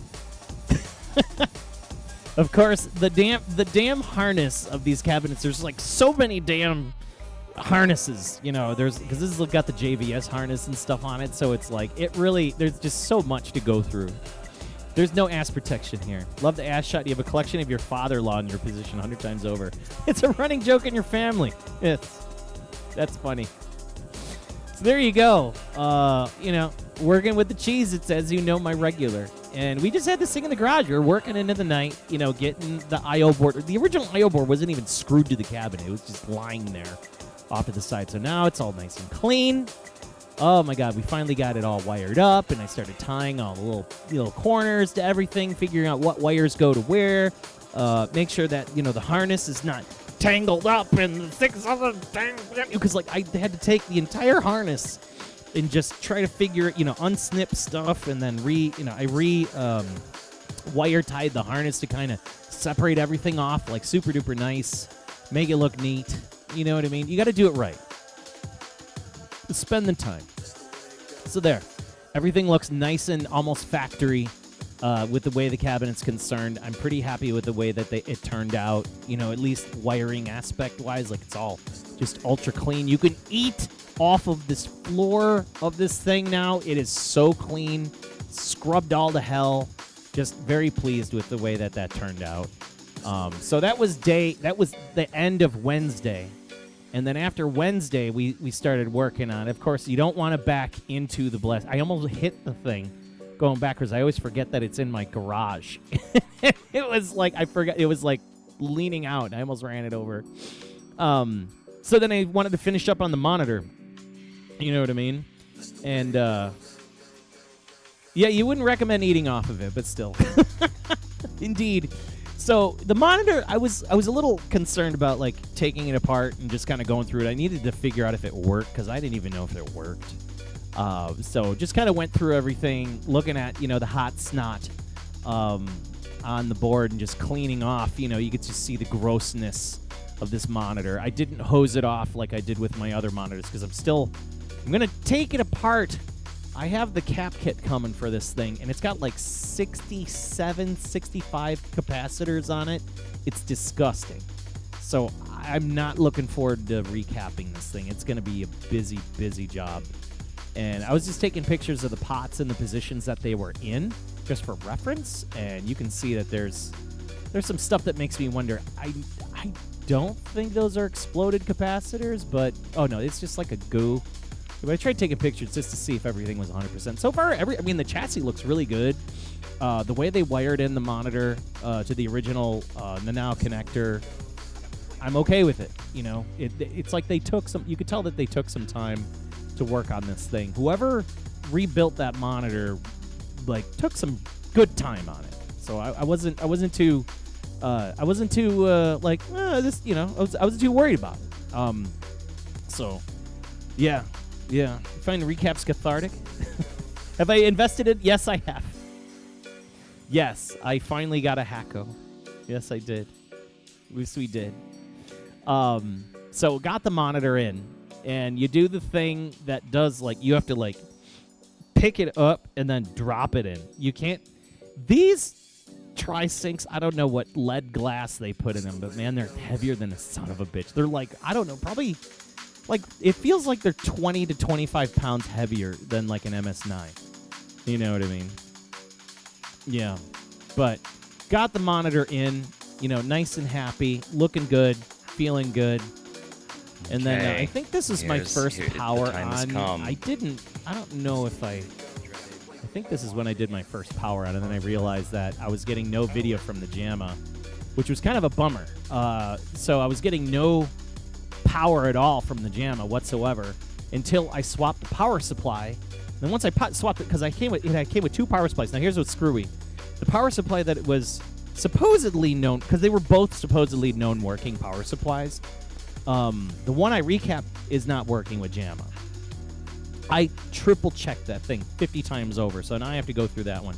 So I ordered another cap kit for the current power supply that's in there now that's working, getting good voltage on it, good neck glow, which is good off of the board, and then bam, the monitor woke up, everything woke up, and it was happy. I can't do JAMA for some reason, so I'm getting power to the JAMA, but I'm not getting video. So most likely something's missing there. He did about 60 caps on the D9400, about 2 hours because of a desoldering gun, fast and clean, faster, safer than the traces. I can agree with that. Yeah, I have the FR301. I finally did it. I finally spent that money. So, but yeah, once we got the thing running, it was singing. It does have a little bit of collapse, like keystoning on the corners. I have to figure that out. But we had it running. It was running. It ran my Naomi fine. It runs JVS perfectly fine. So the monitor's input is very similar to this Blast City, where it's VGA in. So it's almost like I almost want to try to figure out, like, can I still do the Blast connecting? I still have to figure this all out once I finally get both of them in the same room with all of the cables to, like, understand exactly how I'm going to do it. I already have the amp that's going to split the video. That's good. I have a cable that goes between both cabinets. That is good. And then I know audio is pretty simple to, you know, change and things like that. But it's like, I've been kind of looking at maybe getting, I think I have another jamifier I might throw in the other cabinet too. So I don't know. Maybe, is there a way you can maybe do JVS, like a digital pass-through between both cabinets? I think there is a way to do it. I remember reading something about it. I got to look into it. Did some monitor tuning, got it really nice and crisp. Pretty happy with it. Kelly gave it a good old run. She was kicking its ass, playing some Marvel vs. Capcom. I cleaned up all of the cabling. It looks nice and neat now. It doesn't look like shit. The only way I can do kicks, because somebody cut the damn kick cables, I'm just doing a direct run from all the bottom 3 kicks to a CPS3 connector. Just called it a day. It's like what I'm doing in this cabinet. And it's saved me a lot of time. At the barcade, you had a bad PSU, and one of the blasts was causing monitor interference and making the image blurred. Swapped the PSU out, and the monitor played the weird issue. Old hardware is old hardware, plain and simple. Yeah, and that's just the way it is. So, but everything's looking nice. So this is what happened. This is the end result. Oh, hold up. Victim of Ink. I'm trying to hook up my Dreamcast 360 to your Blast. VGA is good, but you can't figure out how to get the RCA cables connected to the Blast speakers. Oh my God, and we have an MPL Arcade subscribed with Prime. Thank you. Thank you. Dreamcast your 360. Yeah, Dreamcast and 360 are both. VGA is good, you can't figure out how to get the RCA cables. Huh. Because your Blast doesn't have RCA in? Because mine has the on the harness, unless you don't have the harness with those. But yeah. But anyways, after it was done, so we got it done.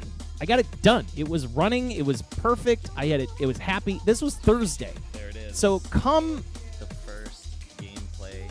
Come Friday, I didn't do much to it. But then Saturday was our barbecue, and sure enough, bam. We just ran the Blast City in the back, in the garage. I just put it right in the center, left it where it is, and like it was the star of the barbecue. Everybody came around, everybody had a chance to play, and it was great because it was JVS. So I threw a Capcom I/O in there, which worked fine. I was able to get power using the JVS connectors, and then the audio, of course, came from the RCAs, and then USB from whatever device went to, of course, the Capcom I/O. So we were able to play a bunch of games, specifically Soul Calibur, which is a big party game for everybody. Specifically at this house, Soul Calibur runs this house. It is a house game. And sure enough, like everybody got together and we were all just playing different games. It was a real good collection, just lots of smiles. Everybody was super happy. They were like, "Oh my God, you have a Blast City in the garage!" And it, like, for whatever reason, having that cabinet in the garage with the barbecue, like, it was the meld of so many good things. Because then, like, people can have a game, then they got up, they got a beer, they went to go talk to somebody, hang out, whatever, come back to the garage, play another game. It was great. Yeah, Soul Calibur is a super, super good crowd pleaser. And the barbecue was great, man. I mean, it's just everybody came through. We had Will. I mean, we had so much food, so much beer. There was just so much booze. It was great, man. Like, we had a little fire going and you name it. It was a real good time. So there you go. The Blast City is ready to go. Generally, it's generally ready to go. But now it's going to get to the point of, like, now I'm going to be building in and figuring out. Well, first I'm going to do a recap on the power supply that's in there now. I do a recap on the monitor. I may or may not. I may leave it alone. I may just put cooling on it and leave it alone because it's working. You know, like sometimes if like things are not looking, it's like I may just replace the big B cap and just kind of do tests on it and see how it's doing. Like it doesn't look that bad, but I do notice like when the monitor flickers, it tends to kind of collapse a bit. So I'm not sure if that has anything to do with the flyback or maybe it just needs capacitor. So it's one or the other. But other than that, the thing looks really great. I know I have a lot of I have a whole reflow to do to the chassis. I was reading some notes. Arcade Otaku has some great notes about the Rototron 666 chassis, and you're supposed to do a reflow, and I got the right solder for it and everything. So I got a lot of work to do still. And then I have parts coming. I also have a new marquee coming. A bunch of stickers. I got the Versus stickers too. So we're gonna do Versus like 1-player, 2-player. It's gonna look real sweet when it's all done. And then, of course, I already have the panels, which is going to be the Sega Alls panels. We're going to put, so each one of the Blast Cities is going to get one of these bad boys. Yeah, we're going to put these dudes in it. So I have 2 of these. So each one of the Blast Cities will get a matching Alls panel. I think that'll be really cool looking. And yeah, that's the plan. That's the plan. So hopefully by summer, by winter, at least in maybe fall, I'd like to have everything running and looking good. So that is the plan, and that is the small progress update of the Blast City that I've been working on. You check your B voltage and also reflow to help. If you don't want to do all the caps, but ultimately you'd recap it. You don't trust other people's work. I can agree with that. Plus, you wouldn't trust the caps dying out, not taking other things with it. Yeah. So there you go. It's a thing. It's a thing. I mean, I've thought heavily about it. What I think I'm going to do is probably, once I get the monitor out again, it's getting the monitor out. And then just dissecting the monitor and seeing if there's anything that, just really looking at, because like there's some weird stuff going on in that monitor. Specifically, there's a magnet taped to the back corner of it. And I'm like, okay, why is this here? And then also, the way that they worked on the cabling to make it work with the Nanao, there's some wonkiness there too, so I have to kind of dig through that. And it would be wonderful to find out if I can somehow get RGB to the monitor for 15K.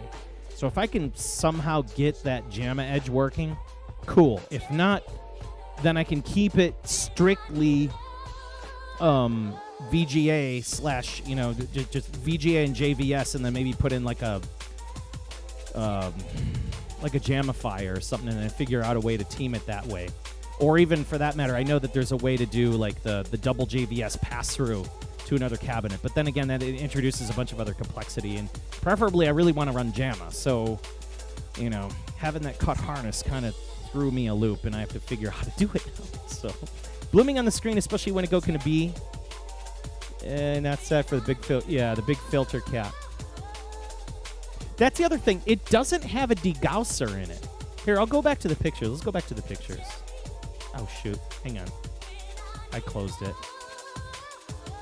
It doesn't have a degausser in it. So, like, the degausser button is not attached to the degaussing circuit on the monitor. And the monitor... So that's the other thing. Like, the little... I'm trying to understand the cabling below the monitor and the frame with the 3 plugs. And if that... Because those are wired in, so I'm wondering if any of those have anything to do with it. But, I mean, the chassis looks good otherwise. I mean, it didn't look like it's kind of a hack job completely. And it also looks like I can reverse a lot of this wiring. So I'm kind of happy with the way that they've done it. But yeah, there's a lot of weird stuff going on back here. Let's see here. Yeah, and then, like, I'm assuming these magnets just randomly taped to the back of the monitor have something to do with the picture. I've been kind of kicking around the idea of taking them off to see what happens there.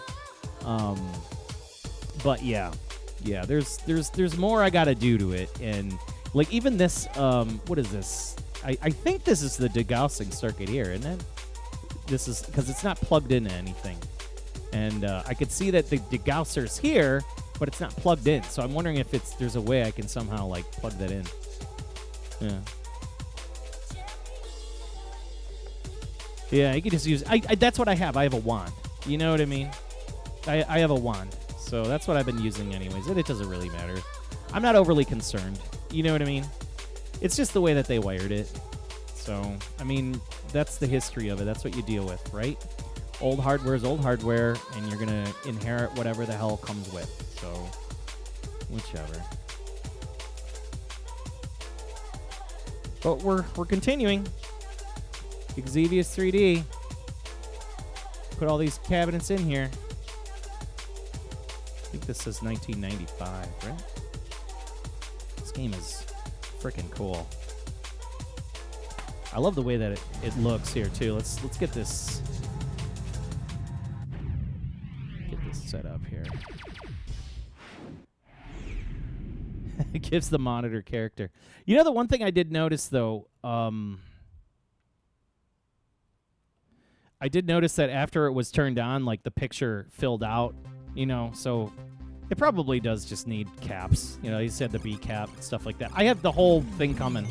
And that freaking cap kit is like $50, plus the B cap is like an additional, $8? So, I mean, you're talking about, almost $60 for the whole cap kit for that monitor. I was like, holy shit. That is not, 1982. Yo. Oh, 95. I was right. So I was a little like, holy crap, expensive. It's an expensive cap kit.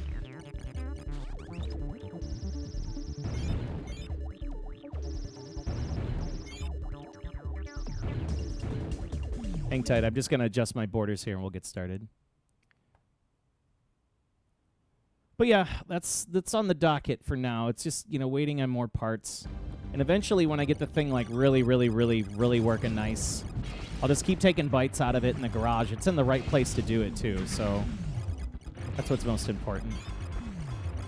All right, Xevious 3DG, a really cool game by Namco that we have not had a chance to really kick around. I did receive it, and then I know we played it in one of the streams, and then he just never kind of came back. So we got to come back to it. You probably half the price. Put it together yourself. Yeah, you ain't kidding me. Whenever you recap any monitors, it's always replace the hot. New caps put on stress on the hot. It's not normally used to.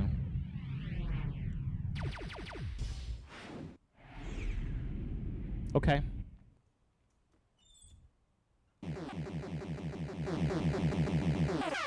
There we are. Xevious 3DG. Let's get down to business. This game's really cool. In fact, let's see if we got stereo out of this thing. Hang tight. Hang tight. Let's get stereo out of this thing. I just realized I'm like, oh no, there is no stereo on here. Oh, that sucks. I thought this was a Namco System 12. It's only 11. Damn it. I thought there'd be stereo pigtails. Guess not. Okay.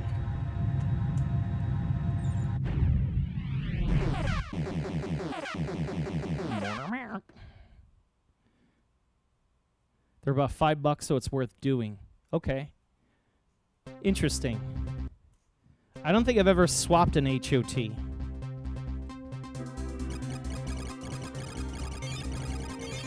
Your dad subscribed for 11 months. Yo. My man all the way from Orange, Virginia. Home of brand new arcade he just opened up out there in May. That was really cool to be a part of that, man. Hopefully you're doing all right today. He's been busy repairing all of his driving cabs, building a driving setup, Street Fighter 6 launch. I mean, the guy's just not stopping since he opened his arcade, man. You're really making it into something that's just for you and your community, dude. I think it's really awesome. Glad to see that thing is turning out well. Woo! How you doing tonight, your dad? What's happening?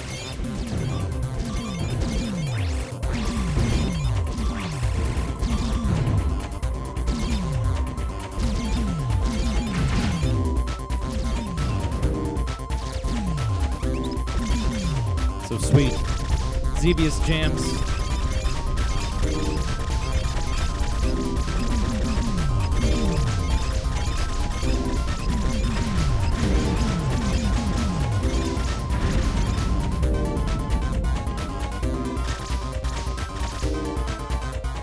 Small transistor diode, it's HV regulation in the tube. It's almost overlooked when people replace caps for redundancy. It's a vital part of keeping them live. Go! Okay. I will look into that and see if the monitor, where it is, and how to replace it. And if it is available to replace. Oh no! You can't step on that. Okay, so it is. There's a spot there you just can't get to. Horizontal output transistor.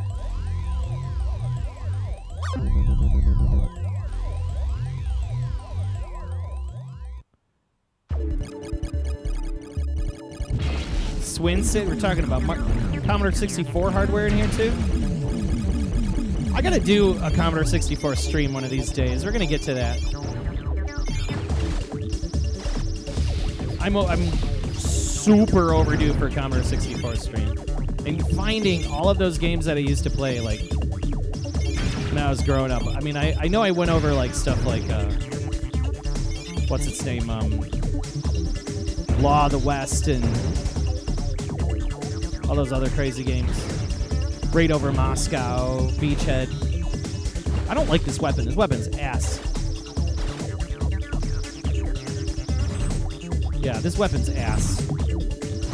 We need to get a better weapon. Like, there's no bomb to it. It's just lasers and everything.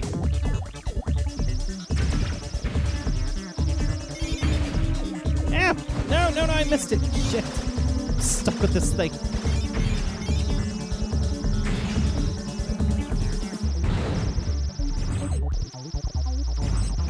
You get all this acid. This acid music. It's great.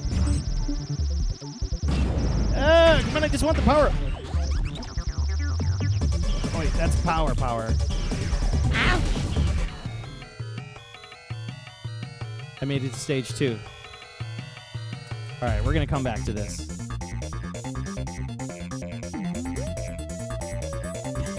You're running on the Lindbergh. Woo! Yay, I'm running an arcade cabinet. Hello, world.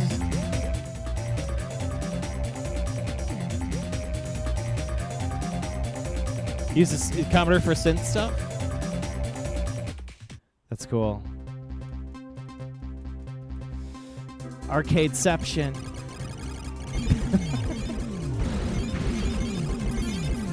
Yeah, Limburg's cool cabinet. I was looking at, I like the ones with the blue light in them. Or is that just kind of like a, I'm trying to understand, like, is the Limburg, do they have like the color changing lights, or is it, are there blue ones, or because I see the orange one normally.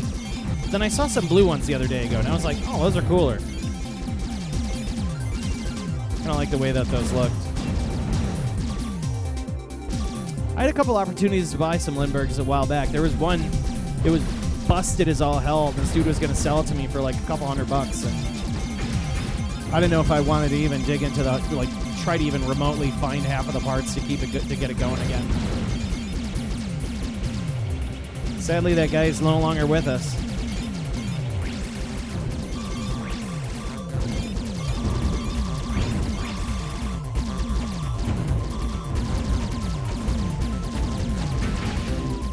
All right.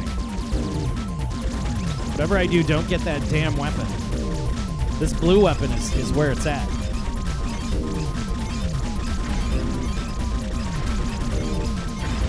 Yes.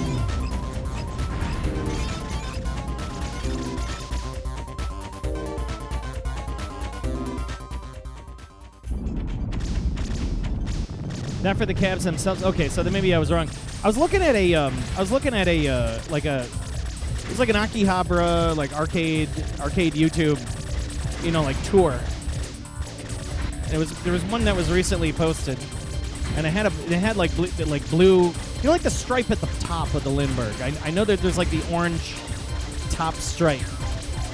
So and then there's one with a blue top stripe. Yeah. There's red, blue, and there's yellow. Okay. Is this Retro Chink? No, this is... Okay, so Coffee Cup Arcade, this is... The capture is going through what they call a split fire capture card. It's a JAMA bypass card. And that goes... There's like a little VGA output. Ah, this damn weapon. All I gotta do is just hold it down, really. This is the worst weapon. And anyway, so it goes out of that into an OSSC... Then that goes into a data path capture card. Give it. Yes, we got it back. Yeah, I don't like that laser weapon. That laser weapon's hot trash. It's also loud, too. It's annoying. Just remember, if you ever play this game, don't ever pick up the laser weapon. Denoted by red. You want blue all day.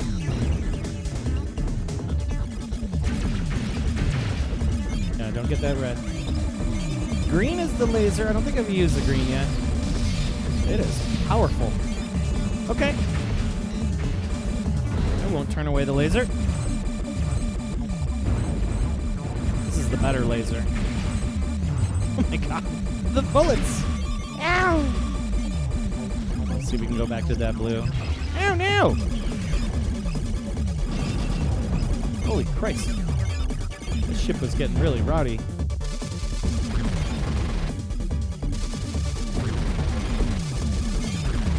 Such a cool game.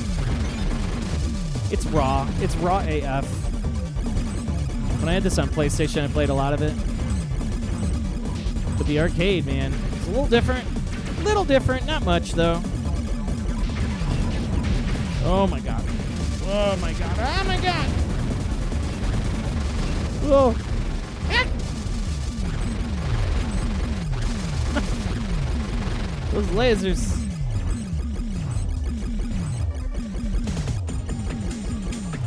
Hello.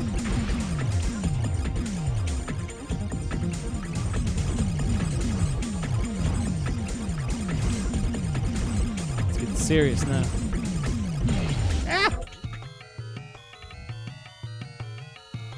Keep going. Go with that blue.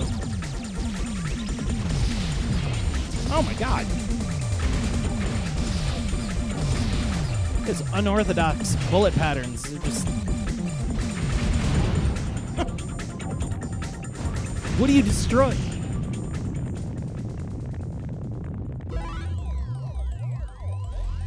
Okay, so thank you. Yeah, it's pretty sharp. Okay, so the OSSC, I haven't touched the firmware in over a year, and I don't think I need to. Like for example, oh, that was ugly. So like for example, with my I don't mess with the firmware. I keep everything default settings. I don't mess with profiles and stuff. I know that there's ways to, you know, you could put in profiles for different games like NBA Jam and stuff, but then I'll just change scalars. I have some other scalars I plug in just to capture different hardware, but for the, like, I would say 96% of the hardware I have in my collection I can capture with this basic configuration, so I don't really change it too much. And the Astro City and the Blast City have the same capture card in it, so I just use a VGA splitter between the two cabinets, and that's all you need to do.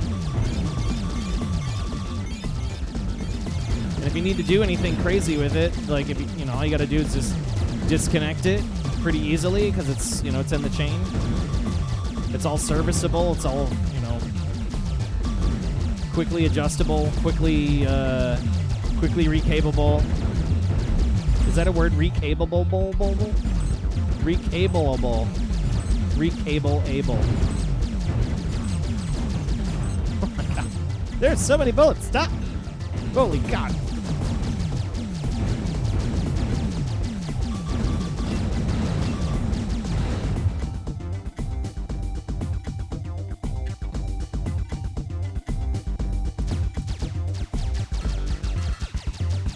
I don't think this game gets enough love, man. This was a Namco jam, like a Namco jammer. Every time I went to Galloping Ghost, I would always play this game just because it was there. I'm like, ah, hell yeah, I will play Xevious 3DG.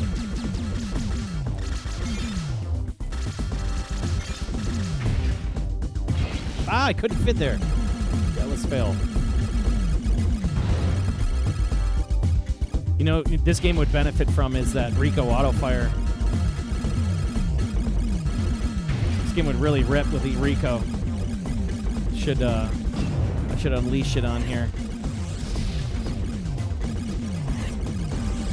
Yeah, it plays very well in PS1. Super solid title. It's an underdog, if you ask me.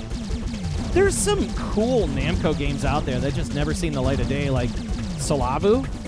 There's another one that if you've never seen it, it actually goes along this. It's in this universe. Solavu. I think it's called Solavu. Solarvio. They got it at GGA, and the thing's almost it's on its last legs. Like that poor board has like three polygon issues when it gets real hot, which is such a bummer because it's a cool like cockpit game,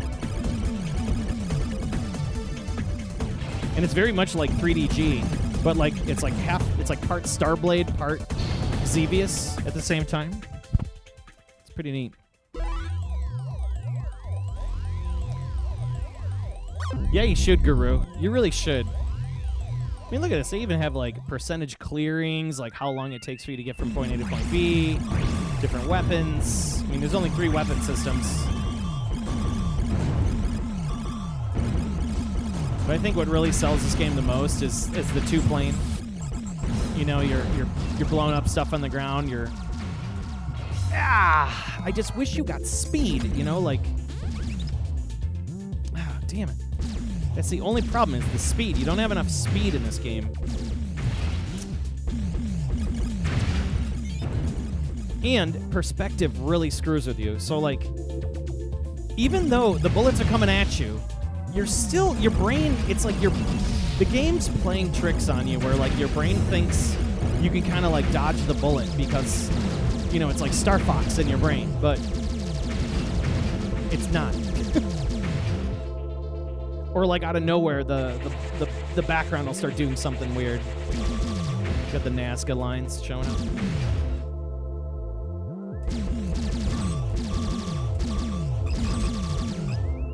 Or surprise, there's just bullets coming out of nowhere. Damn! Ow! How to use the service credits? They're just it's just a little button for testing your machine. So most of the time when I play my games, because I don't have coin mechs rigged up, I just use the service button. But if certain games require the coin mechs, and will not take service credits. But I would say about 90% of the games here will take a service credit just fine. Or you just set the board, you know, 'cause it depends on the board too. Certain boards don't allow you to set free play. I think this one does. I just didn't feel like setting it. Woo! That was rude. Oh my god! Yeah, the little thing just spitting bullets. Oh god, what is this?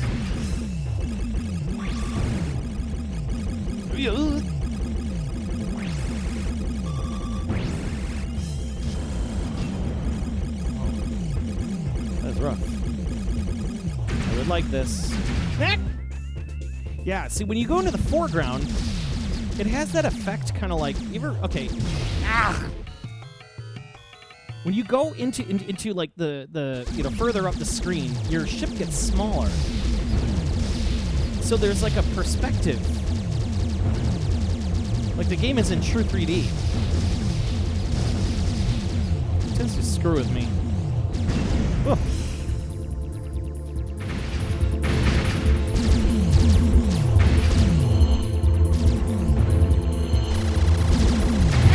Oh my god! What is this?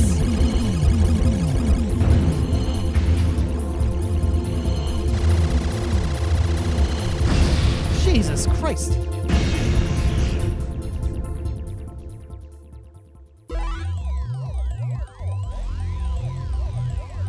Has Galloping Ghost done anything for their LA machine gun screens? We wanted some TLC. Yeah, some of the projector games just can't handle it. Like their projectors are just kind of limping on. Yeah, I know what you mean though. Their LA machine guns is always pretty dark. It would be nice to see them upgrade to like a flat panel or something like that if they could somehow. But I don't believe they have. I'm planning on being there at the end of the month. I try to get there on Mondays, so it's just rough trying to get there on a regular basis. So it's kind of nice actually, because then I kind of like every time I go back, there's always something new. But I do try to get there for the Monday mystery games. Those are always fun. Say hi to everybody, and I know that one of my Twitch streamers here who rated us earlier in the night, King Cam Black Man, he does a thing called the Bloody Wars tournament over at Galloping Ghosts, and I've been thinking about dropping in there just to kind of upset some things. You know, I'm okay at arcade games, but you know, I'm like, why not? I might join those in the winter. I know there's always like these little tournaments that they pop up, like the T series tournaments that they do, things like that.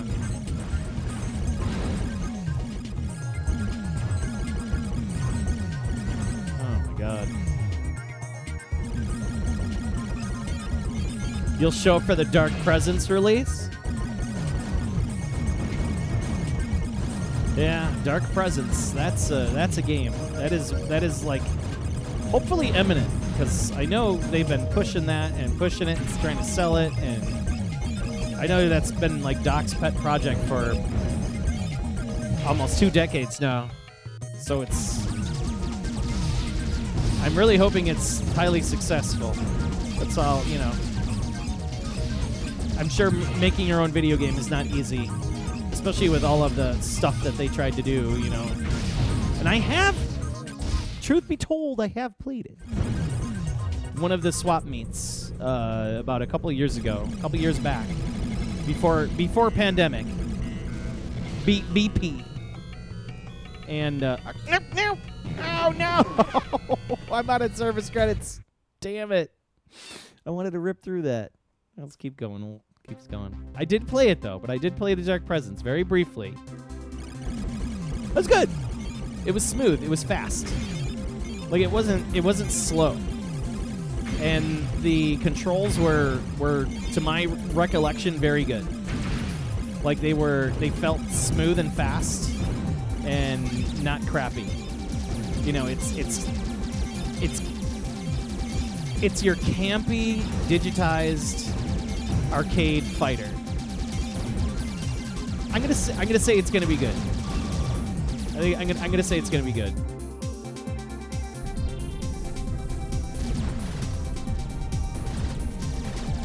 Oh my god! The bullets in this game, they just come right after you.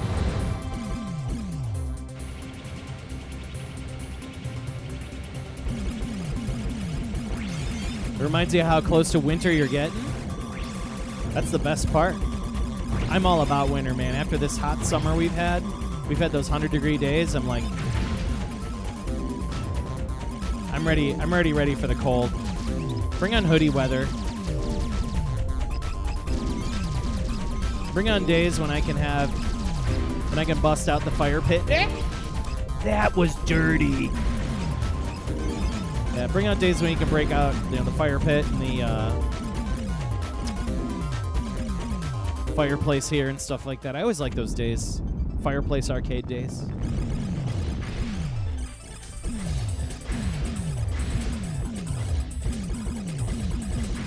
A freaking cool game. I wish you could take it out. You can't just bomb it out. There's no place to really hide, per se. I mean, you can get up close. There it is. You're more productive in cold? I'm kind of the same.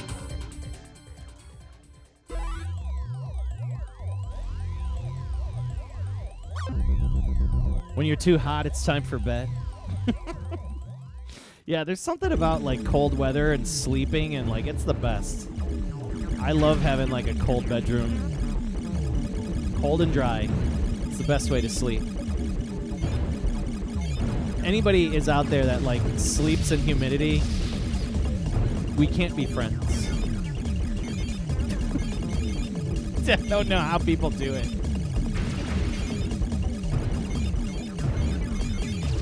There we go. We're doing better now.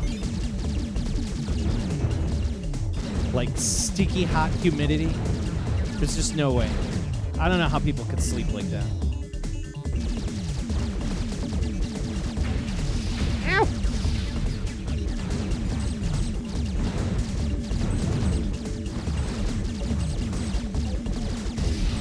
Those spaceships, man, with the lasers, they're just shooting right at you. I missed that blue. Oh, we got the blue. Yes. We're getting finally a 5-time power up to do some real damage.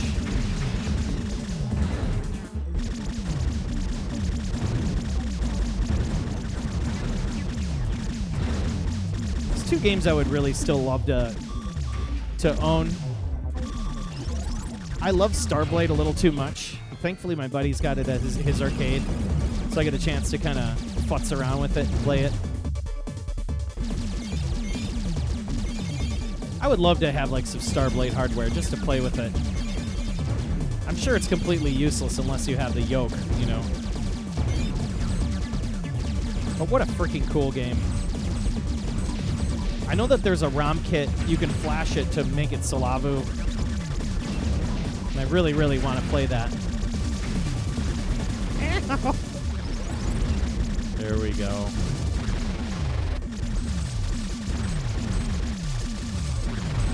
You just never see Starblade hardware for sale, though. Ever.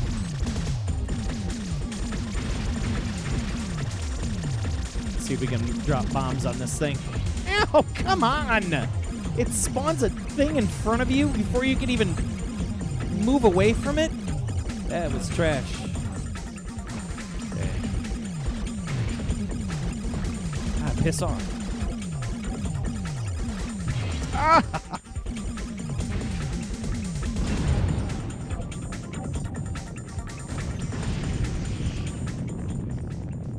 Killer Queen.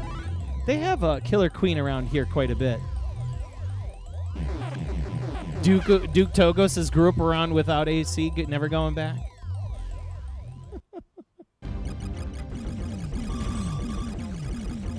So Killer Queen, yeah, we've had Killer Queen out here quite a bit.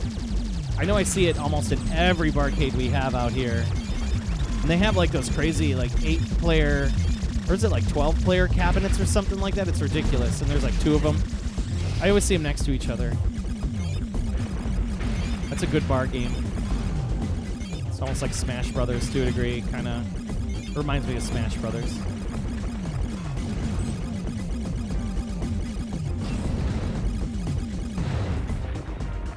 Ow! Whoa! They know you're gonna go to that corner, so they send that Cylon guy to get you. Killer Queen's neat. Stopped in Des Moines. Yeah. Hey, Killer Queen's kind of cool. You got to give it to the people pushing out new games, especially for the barcade scene, because like it's just nice to see. Same with the X's stuff too. I was talking to the guy that runs, I guess he used to run, or still runs Birdland, or moved to Michigan. We were talking about Exa hardware not too long ago. In fact, it was just last week. Man, these freaking boxes, get out of here. And we're talking about like how, it's really reinvigorated the industry, and it's nice to see that, barcades and stuff and collectors are even, some collectors especially, picking up on some of the games and things like that.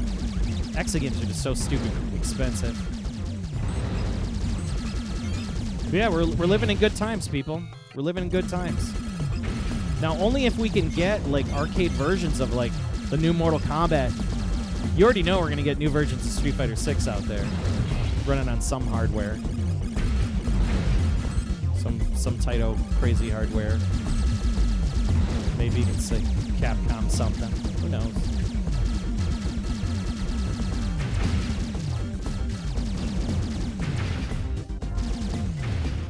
Man, you cannot get a break here.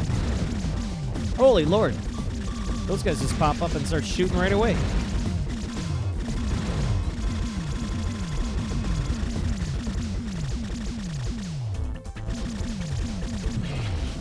Is Street Fighter 6 going to TTX4?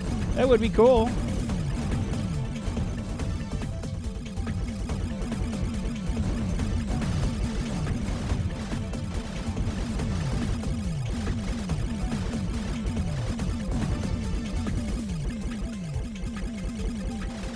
Oh, dude.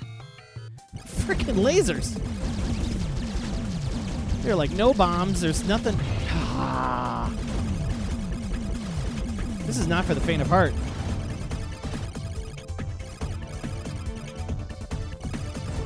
What a nasty boss.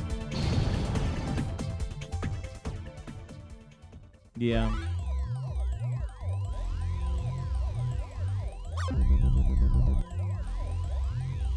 I think Past Flesh just got it right. There's zero reason to run it on any arcade hardware. Just run it on PC.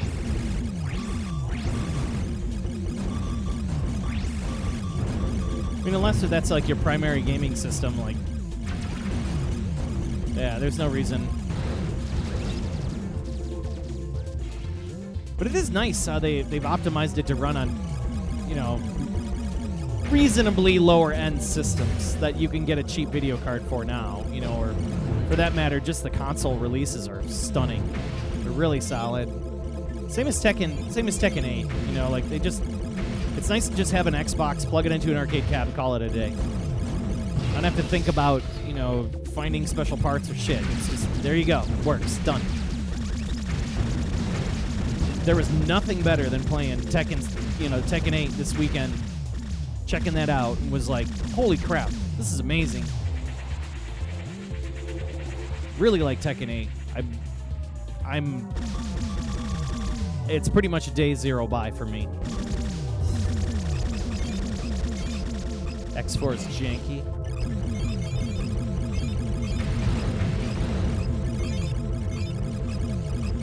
Okay, I gotta bomb these guys.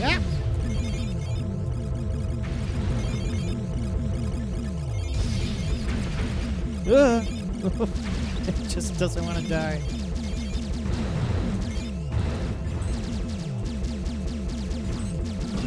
Ugh.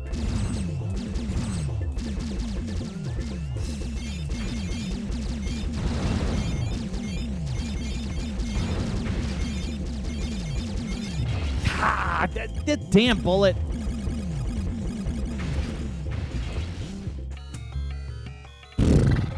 That's ugly.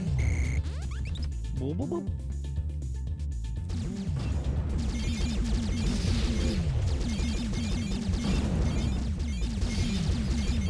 Yeah, super solid game. Tougher than nails, though. This Xevious 3DG, man, just solid. Get out of here! You weren't dead. Ow. Oh my god.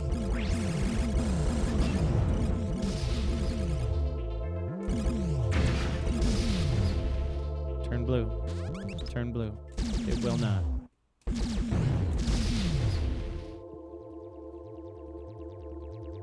You have the Street Fighter 6 running on the alls with the 1070. Yeah, I heard people running on a 1080 perfectly. I'd like to maybe see if they can get it worked into that Atrax TTX3 image. I'd run it on there. Mine's got a 1080 in it, so it might as well just be a TTX4 at this point.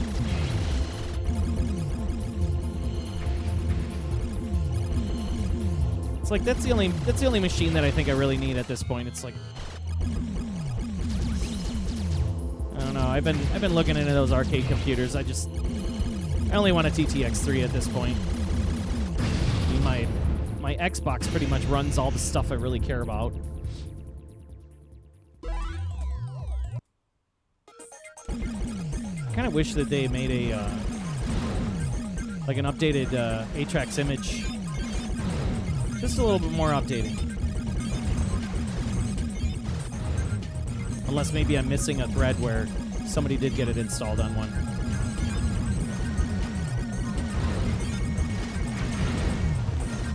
Oh my god.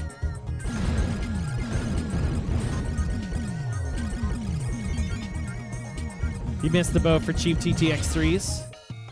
Yeah, out of nowhere they ballooned up to 500 and called themselves a day.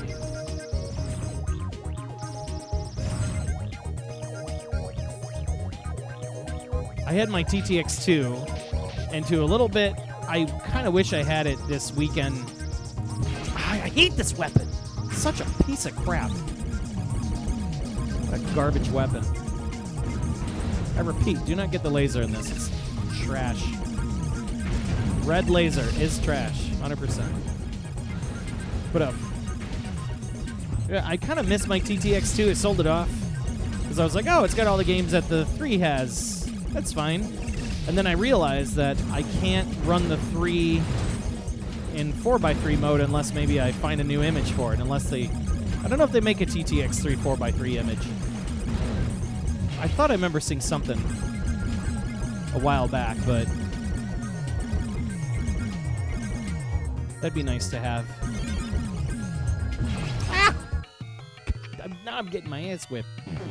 Let's finish this up. We're in Area 5 here before we move on. And we'll go to Mr. Driller. Mr. Driller. Continuing with the Namco night. Get that blue.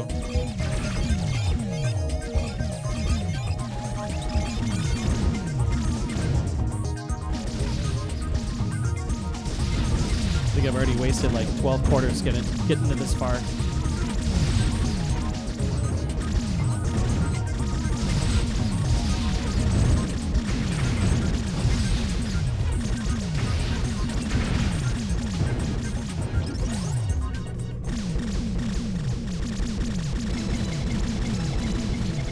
That's right. There was a. I thought there was a 31K image. I remember seeing something about that with Fightcade. I'd like to. I'm gonna find that.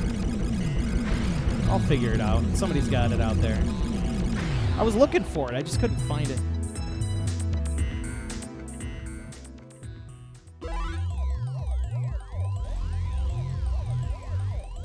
Hey, Fireflux, what's going on, man?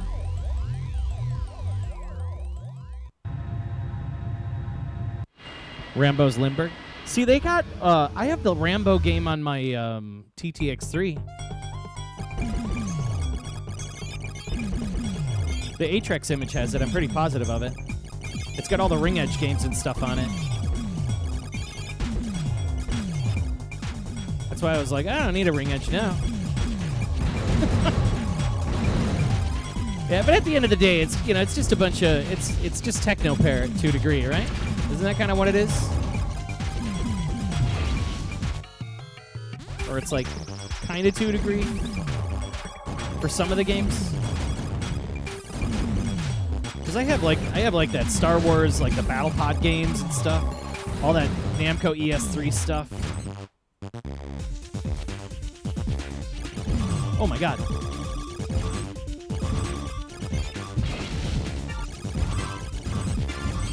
One of these days we can bust out. We'll bust out the TTX3. I'll get it in the Velix and we'll dig through it. But it's got all those goofy crazy games, like even some of the light gun games. You just play them with a mouse. Ow! He's got freaking rockets. Get out of here. Oh! Did not want it.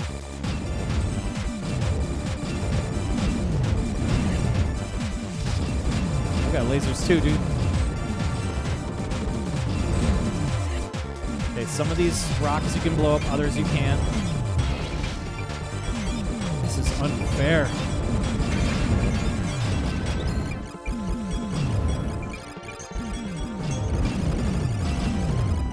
This is unfair.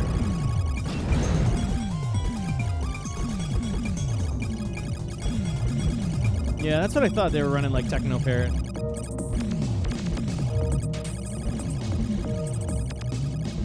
Oh my God.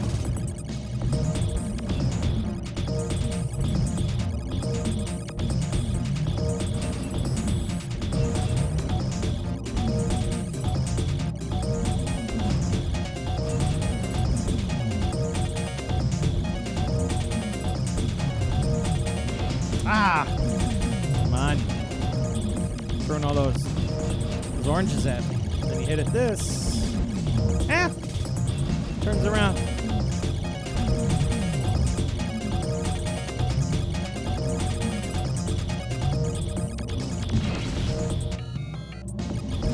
Finish the fight.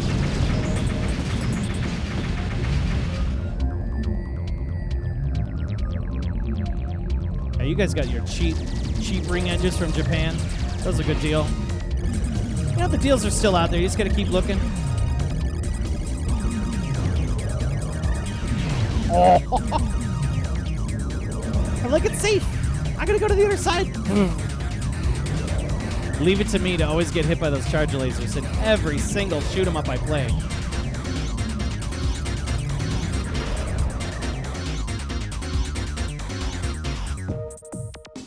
Your boss was a big old asteroid. This game keeps going. It's got quite a bit of an ending to it. When you think you're past the first 5 zones, there is definitely an ending to this, and it goes like 3 to 4 stages on. It gets rougher and rougher and rougher, and I think almost like they save the cooler stages for last.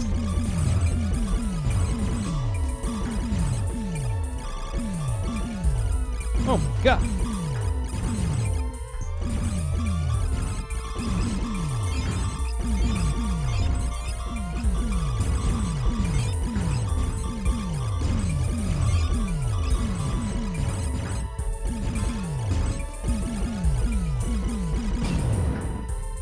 Turn blue.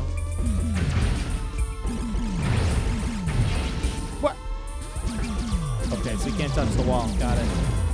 Surprise, there's a wall now. This game loves to do that.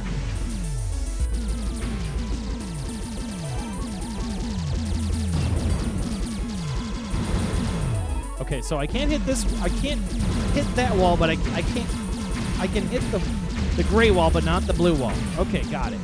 This game plays favorites here. And this opens up. Yep.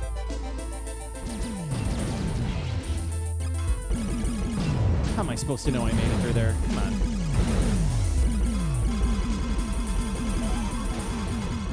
Go, go, go, go, go, go, go.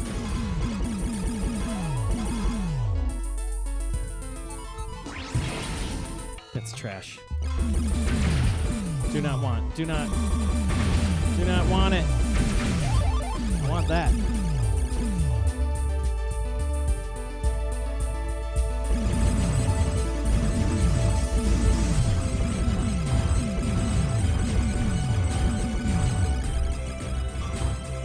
Boom, boom, boom, boom, boom, boom.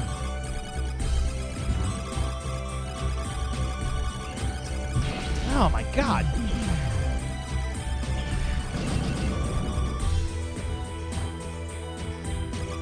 Okay, your ship kind of looks like a...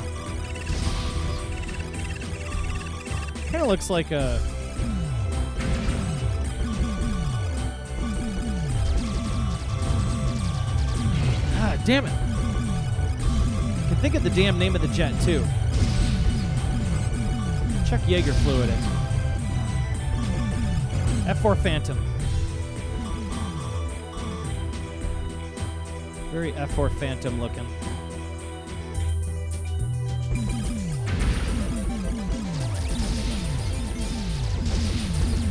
God, does every enemy just spray bullets? Woo!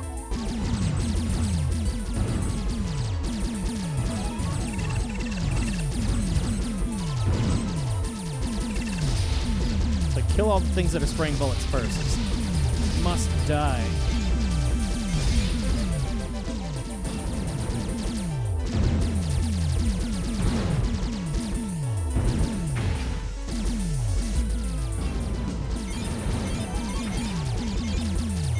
Starting to think this would be a really good game for next month's feature cabinet.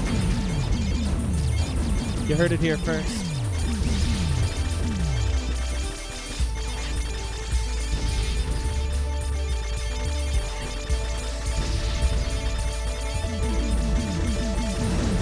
Oh my God. The bullet.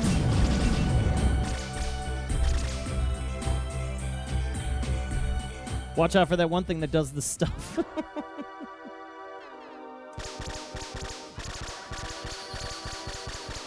Your dad got Xevious or NES because you're in the hospital or something at the other and you hated it?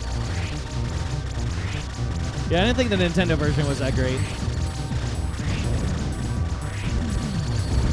Xevious had like a very specific flavor for some people. Like, it's the two planes. You know, not everybody can wrap their brains around the two planes.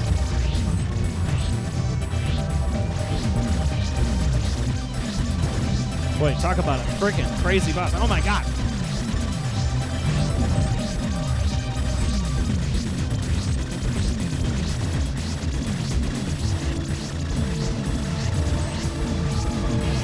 Oh, I had good dodging there.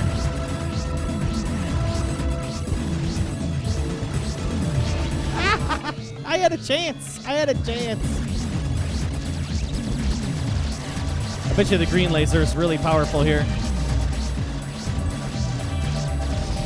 There it is. Damn, I almost had a no-death boss kill. That would have been cool. Very Tron-ish, yeah. Other kids either Mario Contra, and you got Xevious. Give me them sweet seizures. Check out this ending, though.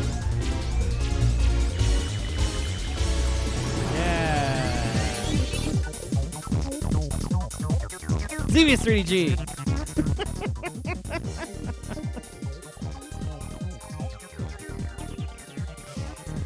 They're just 8-way. They're just 8-way games. They're not using analog. Galaxian, you're out the door. Have a wonderful rest of your stream as well. I'm sorry, I just read that now. Cheers. Let's get that Mr. Driller in here. Speaking of Mr. Driller, let's also check on the Log Chonk. Oh my God, Log Chonk. How's the Chonk doing? Chonk is nice and comfy. What are you doing, Chonk? Yes.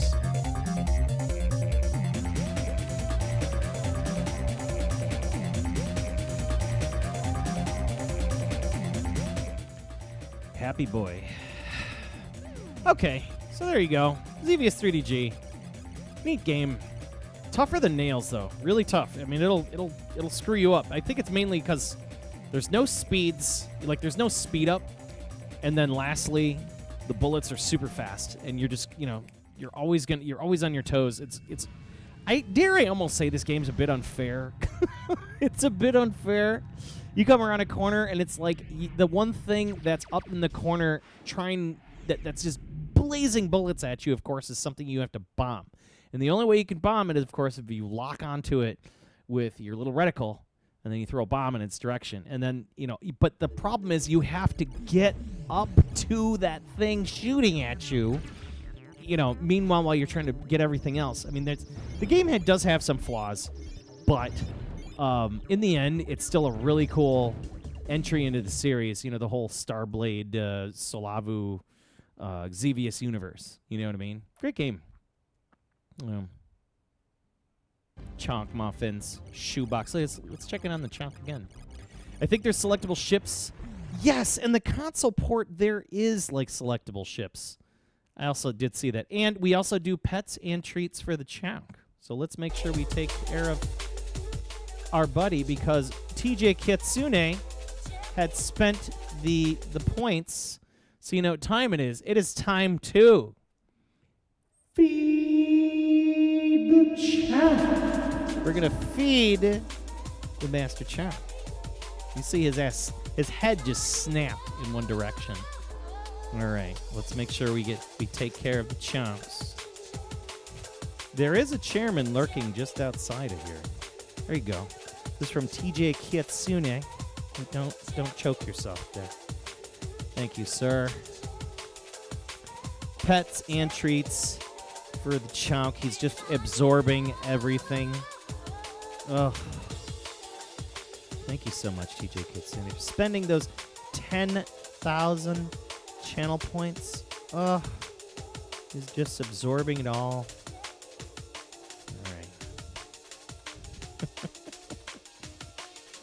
Oh, Lord, he a coming. Every game should have Tekken DLC regardless of gore. Of genre. Why am I reading gore? Anyways, moving on. Bam! Mr. Driller. It's built on the Namco System 12 hardware. Platform. Probably one of my most favorite arcade platform boards. Just the way that they designed this makes sense, man. You have the ability to do JAMA, and then you can even do JVS at the same time. You can do both. And you have, of course, dual stereo out, dual video out, like right off the goddamn board. Like, how freaking cool is that? It was all wrapped up in one. Just a neat board series. Yeah. Sounds like a Mega Man boss power-up for Egan. You got loaf. You know what I mean? But you thought about this one. It's cheap. You can get a Mr. Driller for dumbass cheap. Here, let me show you the differences between. This is a good example for the differences between a Namco System 11 and 12. And a lot of people don't know the differences, but they look the same, right? Except the System 11 doesn't have those really cool inputs on it. It just has that's it. Nothing really special. So System 11 is JAMA only. System 12 is JAMA and JVS, which is super nice. Which is really cool. But it's essentially the same hardware, Sony-wise, like processor-wise and everything. And one of these days, I'm going to get myself a Cyber Lead cabinet because this little edge right here, not only does it provide kicks, but it provides detail that connects to a Cyber Lead cabinet, a Namco Cyber Lead cabinet, and it has this LED display at the top that shows like what's going on, like whatever game you have plugged in. Man, those things are so cool. There's one for sale kind of in my neighborhood, and like we've been talking, but it's got like a crack on it and stuff like that, you know? And I'm like, I would love it. I'd love to get a Cyber Lead. They're just so neat. I saw a really nice one when I was out in South Dakota. And I tried to buy it off the guy, and he was just like, no, that's my pride and joy. There's no way I'm selling it ever. Yeah, the Cyber Lead games have like this little LED monitor. It's like a little dot matrix display on the top. And what it does is it, like, if you look it up, so every game, like every one of the different games talks to that little display. So like in Tekken, it'll show like little chibi characters of the two characters you picked, and it'll say versus at the top. Or like in Mr. Driller, there's like Mr. Driller stuff. Or, but I know I've seen the Tekken content for it. And Mr. Driller's kind of neat too. So it's like a little bit of an extra marquee that goes along with the game, which is really neat. So, Mr.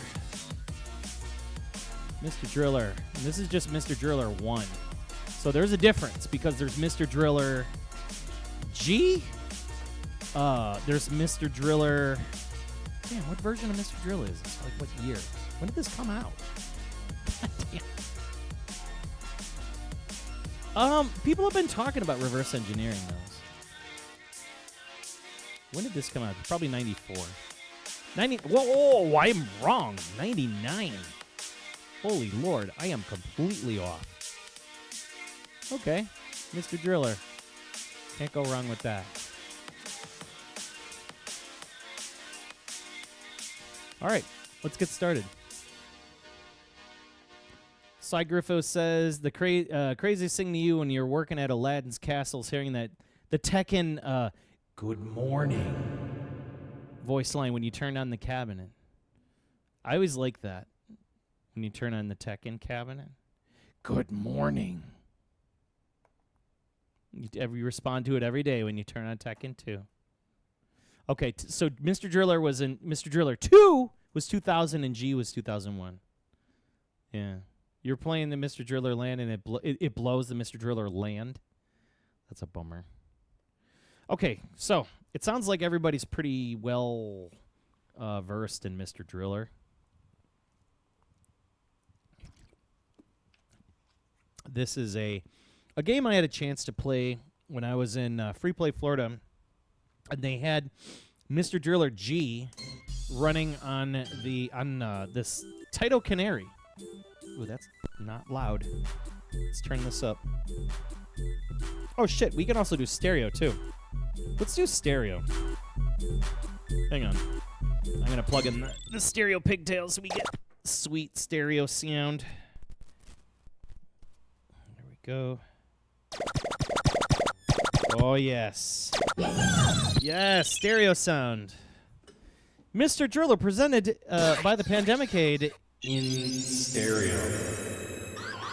Okay, so what you don't want to do is run out of air and don't have a block smash you. Get the air capsule to gain the air. Right? This sounds really cool in stereo. Blocks of all the same color stick together. And 4 of the same color blocks get together, they all disappear. Okay? Be careful when the blocks disappear in a chain. Because stuff can come along and smash you. So you got to move quick. It's a puzzle game where you go down. And if there's a chocolate block, you have to really plow through it, and you burn up air plowing through the chocolate blocks. All right, let's do this.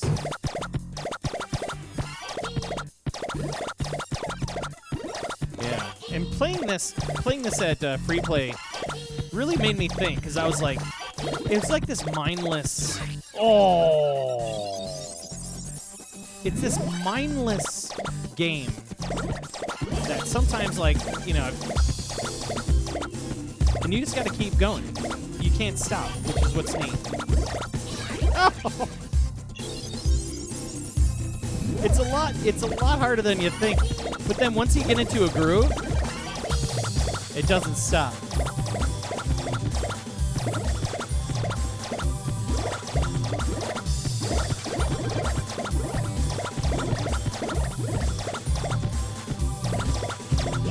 Yes, 100. We're 300 feet down.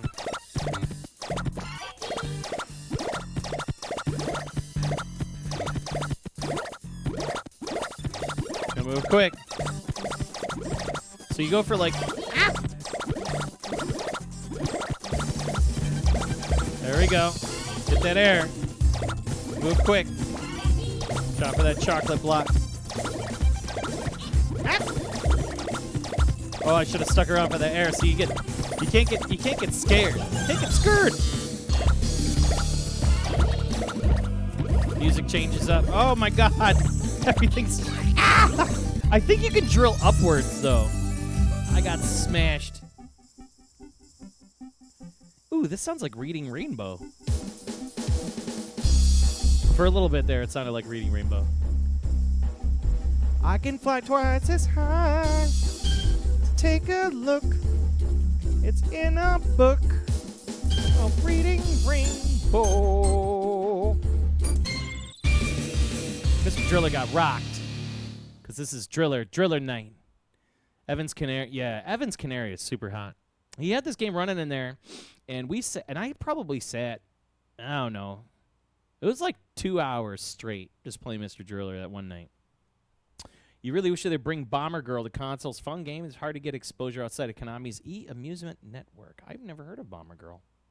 Is that a thing? Mr. Mustang. You love the LeVar Burton cameos in this community. Come on, man. You know about that Reading Rainbow, baby. That was the show. You can hear it. Whoa, what is that thing? It's like a narwhal.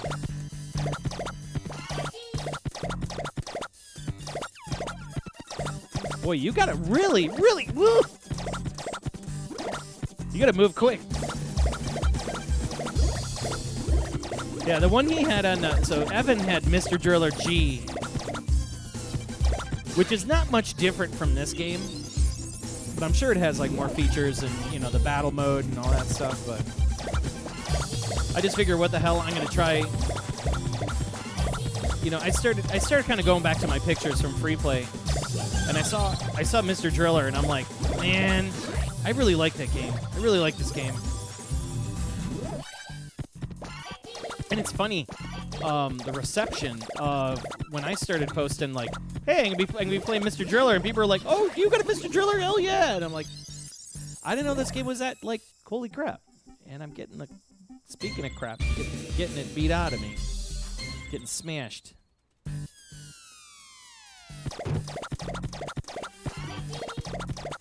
There's like something cathartic about it, like,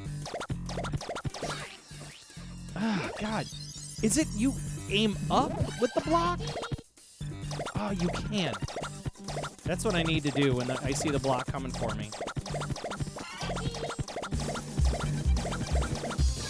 Ah, see, I tried, but it didn't work. You gotta be like right on top of it. Like I have to be like that. Ah, see, that doesn't work either. Okay, so that is not a tactic I can use. But clearly, I can still do something. I can still dig around me.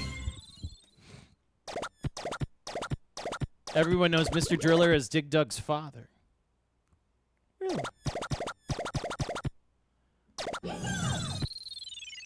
Yeah. He's got a juke. Yeah, I remember playing this on PS1, and it never was like a thing for me. And I never was excited by it until I really sat down at an arcade, played it. You know, Ow! 'Cause I just remember it being tough, and I'm like, okay, this seems like an arcade game for the sake of an arcade game.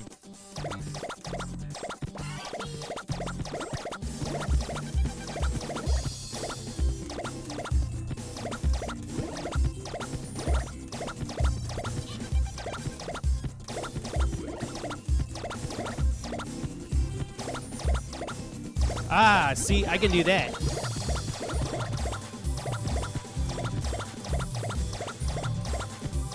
Aha! Look at that. Yeah, keep going, Mr. Driller. Yes. That satisfaction. Yeah, I'm not mad at this. This is like one of those games you like put out in the cabinet and you know like anybody would just walk up to and check it out because it's so simple. Oh my god. Nap! No!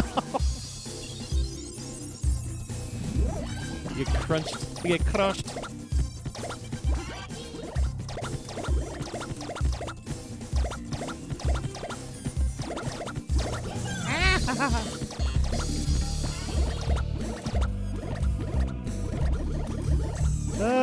Mr. Driller. No, Mr. Driller.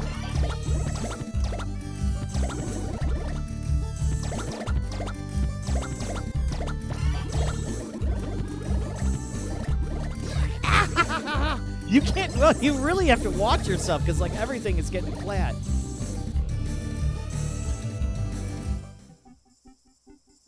Yeah, right here. Like right at the beginning, it sounds like Reading Rainbow. Do the blocks get caught if they fall to the next super? Yes, so they get time. They get like they conglom together. So here, take a look at it. We'll go through the tutorial again.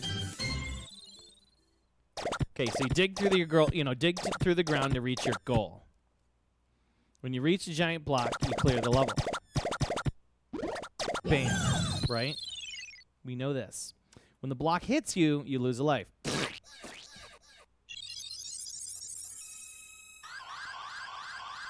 Okay, you run out of air, you die. We know this. Get the air capsule, you gain air. So whatever he says there.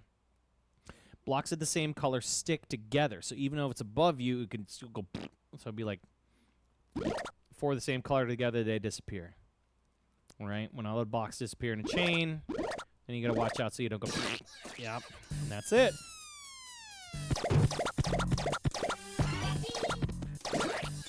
Oh, that was crap. That was crap.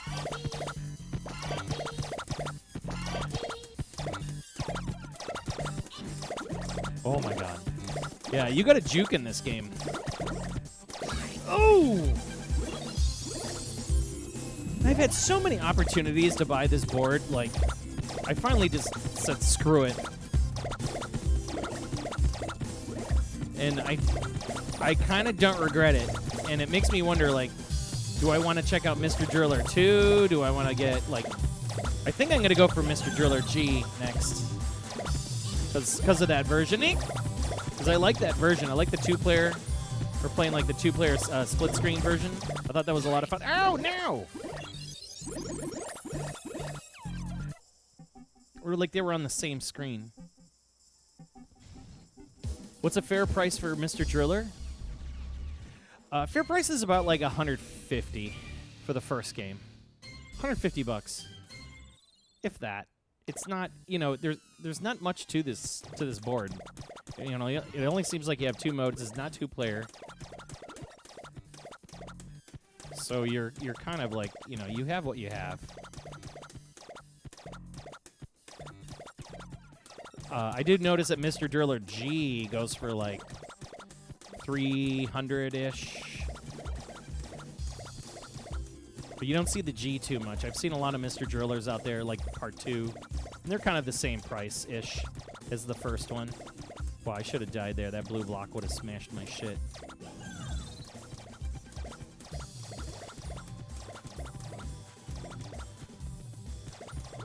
Got a juke.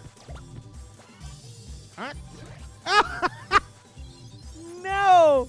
When you get the air capsule, it keeps things from falling. So if you get the air capsule and there's a block above it, get ready to get smashed. My God.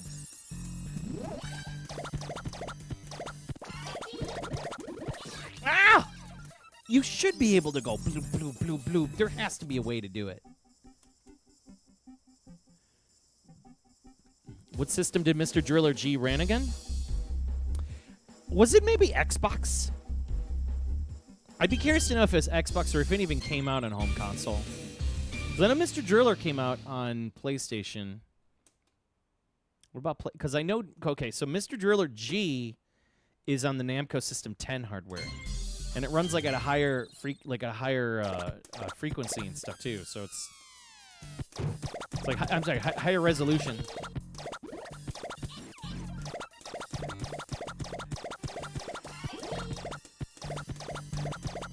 So it makes me wonder if it was like Xbox.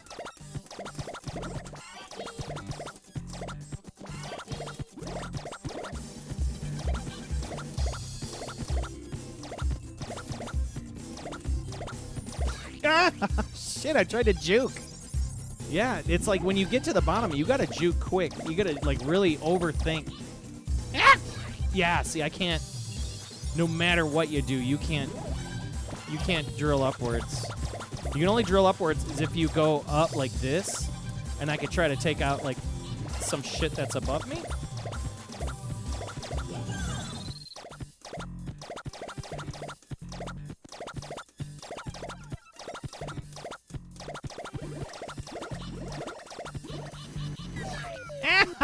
I got stuck with the chocolate block. And you're just like, hey. Man, there's no getting through this. This game gets nasty. You get pinned by the rocks, you go to throw through, and you eat the oxygen.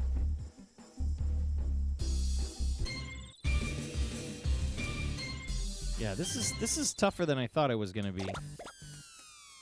Let's start digging through the test mode and see if there's any special anything for this hardware. Maybe there's like a special mode, like a tournament mode or something. Clearly, it's only single player.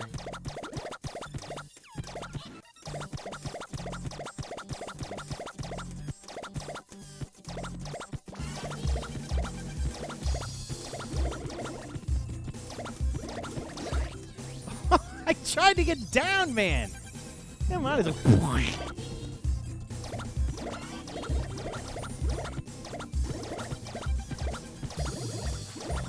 Oh, so drilling upwards doesn't get you the air. Like if there's like an air there. And you want to go for like the big blocks. That makes sense. Ew, come on. Yeah, I totally get robbed there.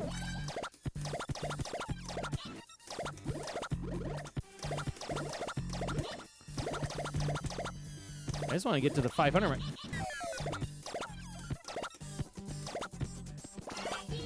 Ugh. Ah, no!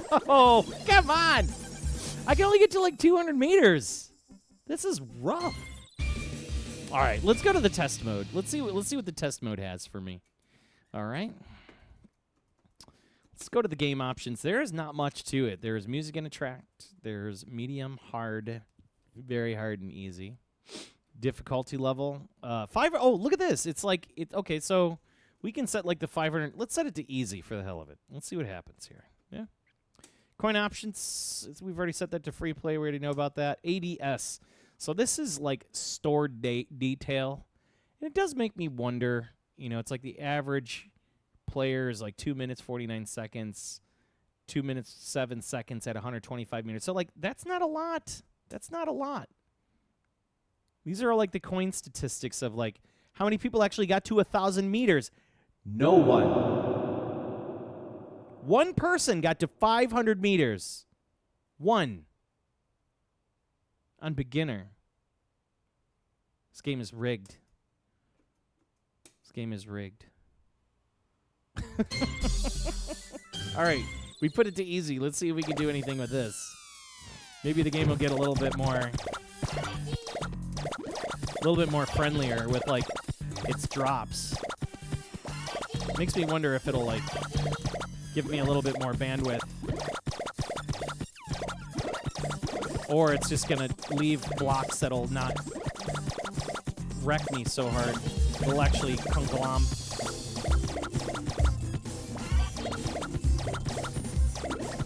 There's my juke.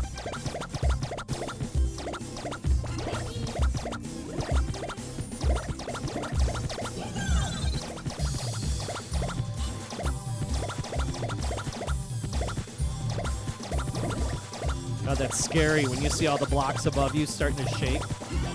Oh my god!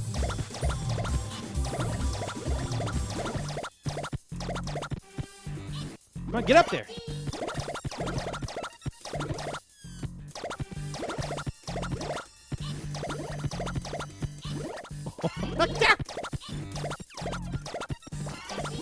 This actually feels a little more friendlier to play on the beginning settings.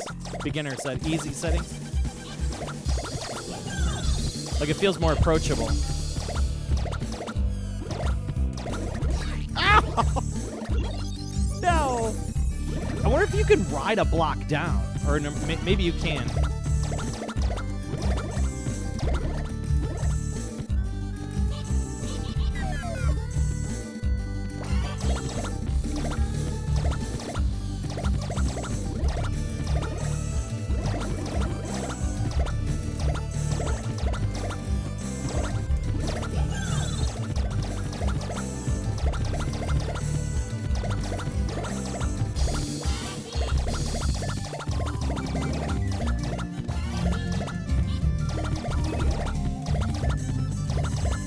I had a chance to get that air.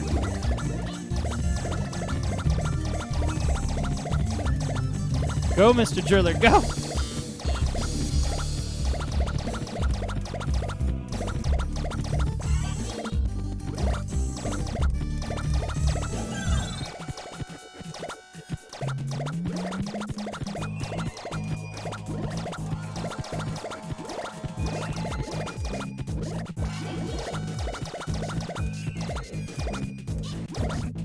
Oh my god.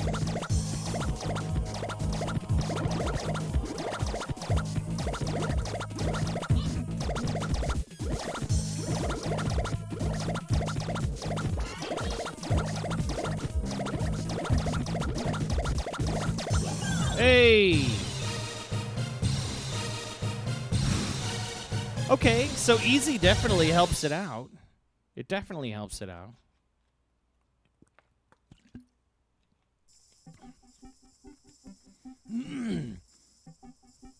Boy, you're drilling now, I tell you what. Let's check in on the chunk.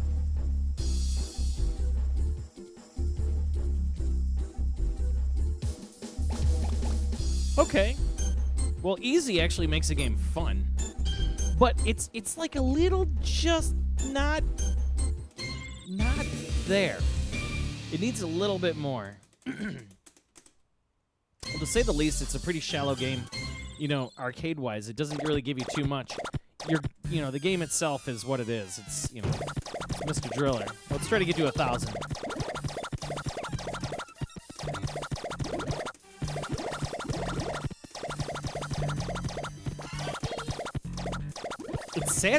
It's satisfying, though. Like, the game is satisfying. Just, blam, blam, blam, because you're constantly drilling. And it's like, when you keep going down, you're like, yeah. Whoa. That's how you do it.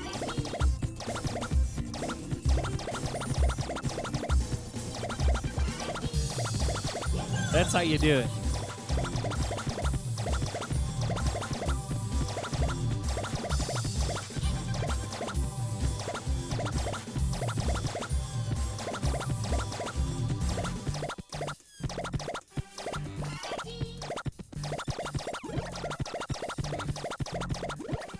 Yeah, you just gotta keep going. You gotta keep going. And not be scared. Like, sometimes, like...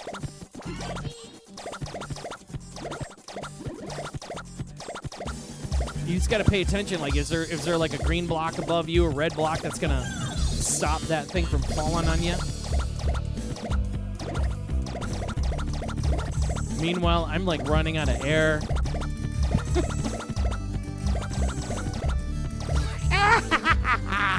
No. Okay, so like the 1,000 is way harder. You just reset if you died like that. Well, the 1,000 meter chance seems to be where it is. Better, you could change lives in the service test. Yeah, you can do that too. I think the default life is fine. Three attempts is good enough.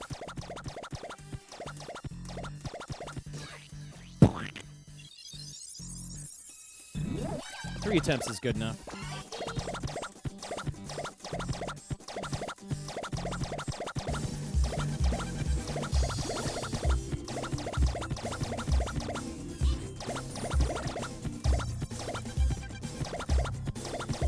You have to just trust your instincts when you're going down.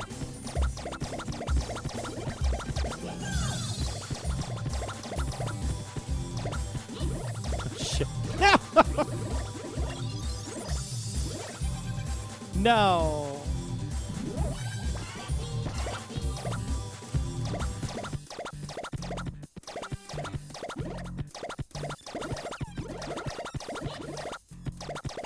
I'm sure there's some crazy people that like drill upwards and like figured out like how to do all the Mr. Driller hacks and stuff.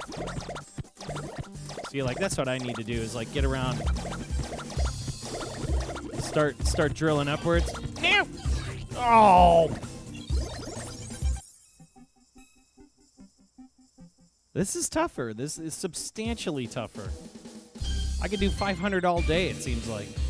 All right, let's go to the 500, see if we can do that again. And then we'll change it back to medium, and I bet you it'll be just as hard as it was with the 1,000.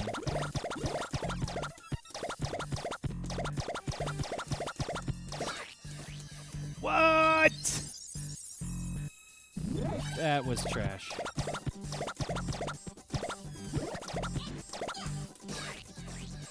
What? He fell! It's like the block can land on your feet and kill you and like trip you. That's interesting. So like if you're too close to a block when it falls, it'll like trip your feet.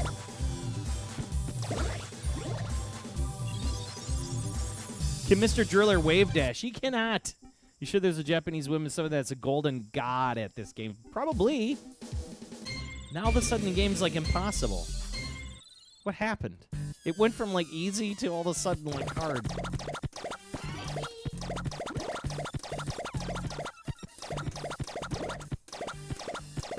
You know, it looks like a kid's game at first.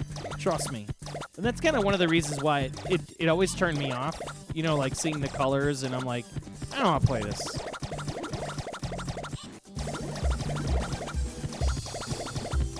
And then the more I started playing it, I was like, this game's rad. This game's really good. I should have died there, and I did not.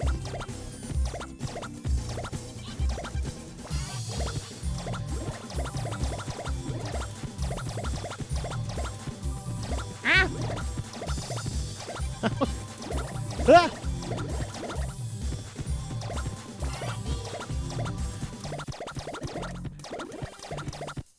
It's like you start going down, and then you see the brown blocks, and you're like, "Oh God!"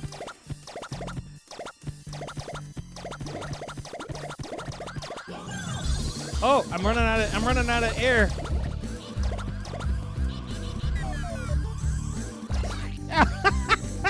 No! I was right there. Oh, Mr. Driller, no.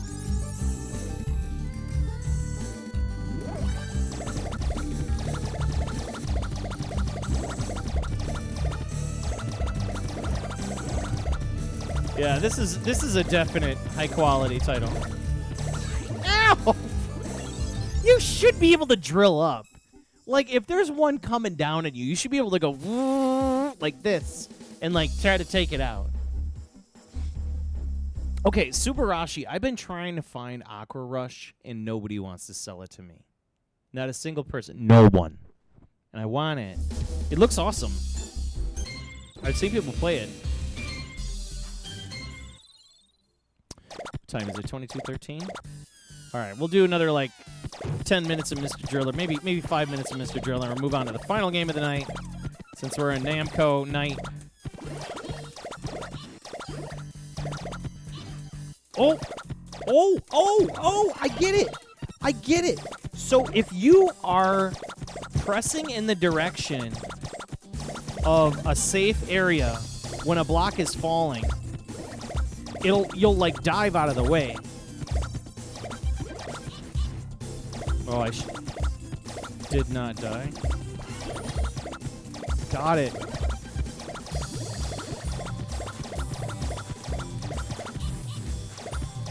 No!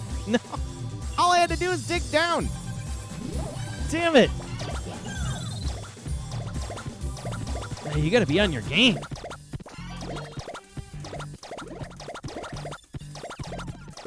God, Namco, why are you making games so fun these days? See that? You got juke. That Mr. Driller juke. Yeah, I'm gonna have to find a G, Mr. Driller G, and relive that because I really like this is great. I'm not gonna lie, I can play the shit out of this right now, which I am. But I mean, I will. But I think I want the G. Oh my God, I'm falling.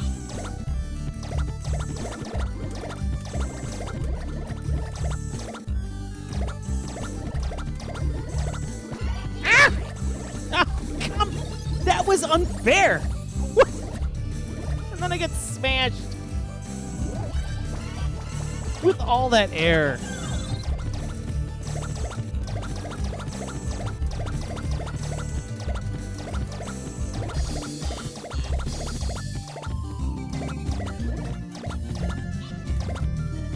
This music is awesome.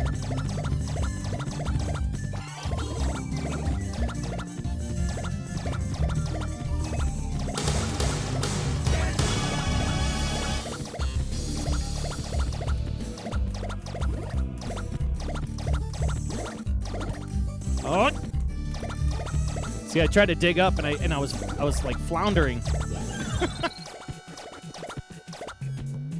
I'm gonna need it. I'm gonna need oxygen soon.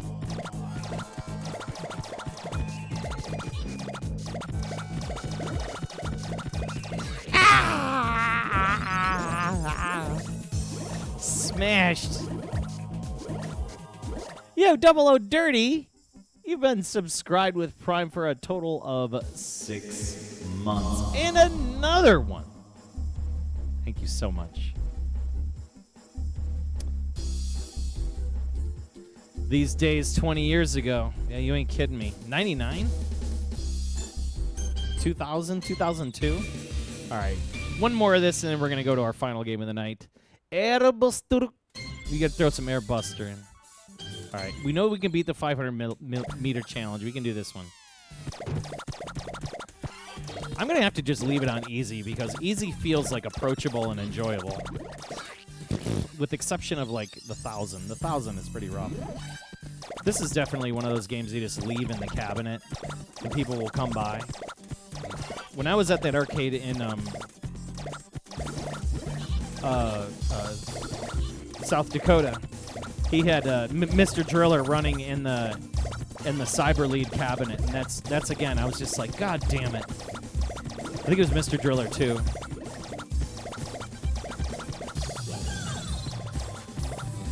Yeah, you just can't stop.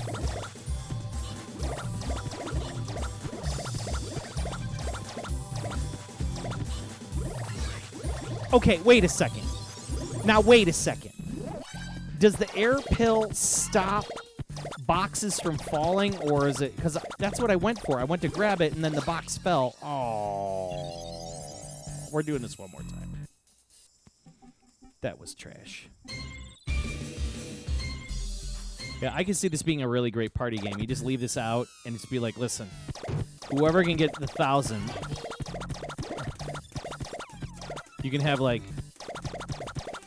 something to give them as like a gift for their hard work. Drill into the bottom.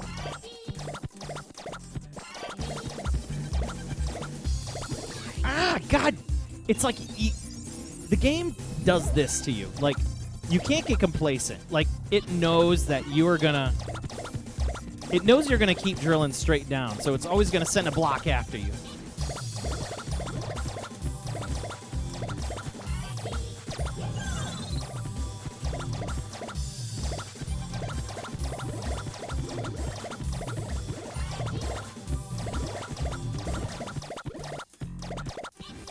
God, and then it sends those stupid whales after you, and you freak out.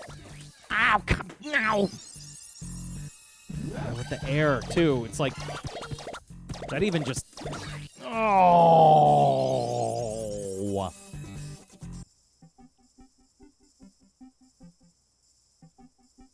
All right, last one.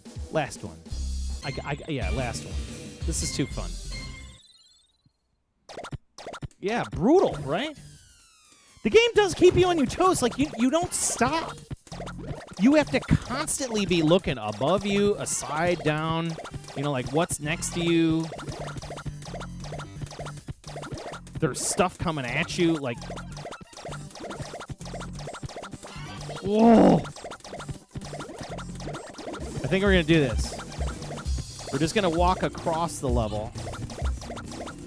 We're going to do zigzags, yeah? Maybe this is the pro tip.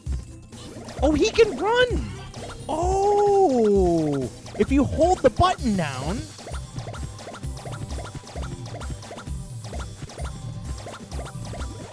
He runs faster.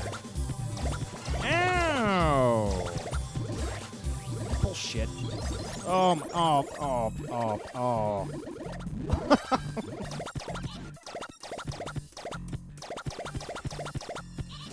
Oh, there's no way out.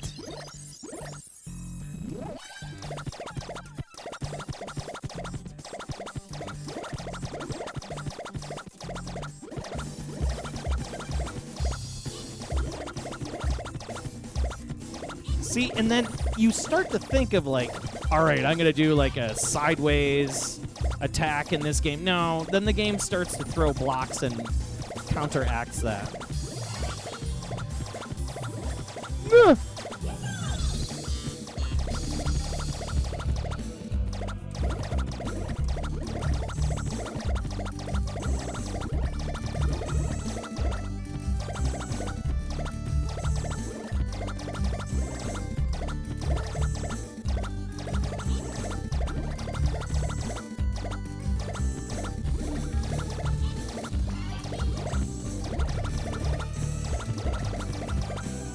I think that's the best method, is just kind of go on an angle. Like the zigzag.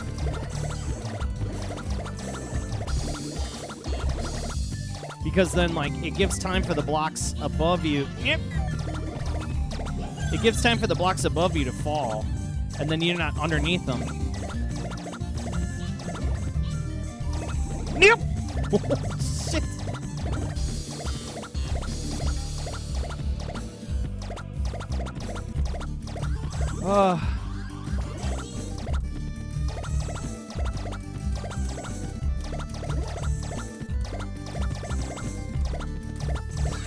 Oh, get out of here with that. No. Okay, this is too fun. Too fun. There's a reason why we got this game. This is great. Loose blocks do not drop for a moment. Duck under them bravely. Like, what's this ducking? Nobody's ducking nothing. There we go, Mr. Driller for tonight. How can you complain about Mr. Driller? The furthest we got was over 300. Here, lady, take this dump Subway bag and leave us alone. This is great. This is great. Mr. Driller. I'm glad I scooped this one up. It's definitely a good party game. Like, you leave this just in a cabinet.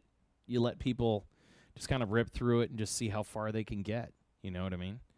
And there's really not much to it. It is a bit disappointing that there's not much to it, options wise and things like that. But like, in the end, what's here is all you really need.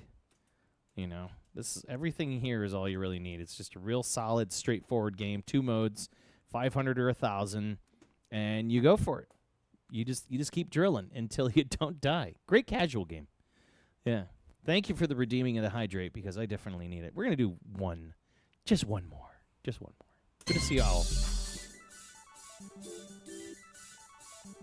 I was telling everybody at the, a little bit earlier today, the reason why I ended up scooping this up because it was an opportunity to get a cheap Mr. Driller. And I'm like, you know what? Might as well get the Mr. Driller one. Like, I played it at the Florida Free Play. I really enjoyed it. And that was Mr. Driller G, which, of course, is not this one and is a better version, but what's here is good. What's here is good. Like, the basics are here. This is all you need. Like, you don't need, this in the true sense of sense. Like, this is a real, to me, this is arcade. This is going back to roots classic Namco, simple premise. You have a high score, easy controls, up, down, left, right. No, nothing special to the cabinet. Hours of fun.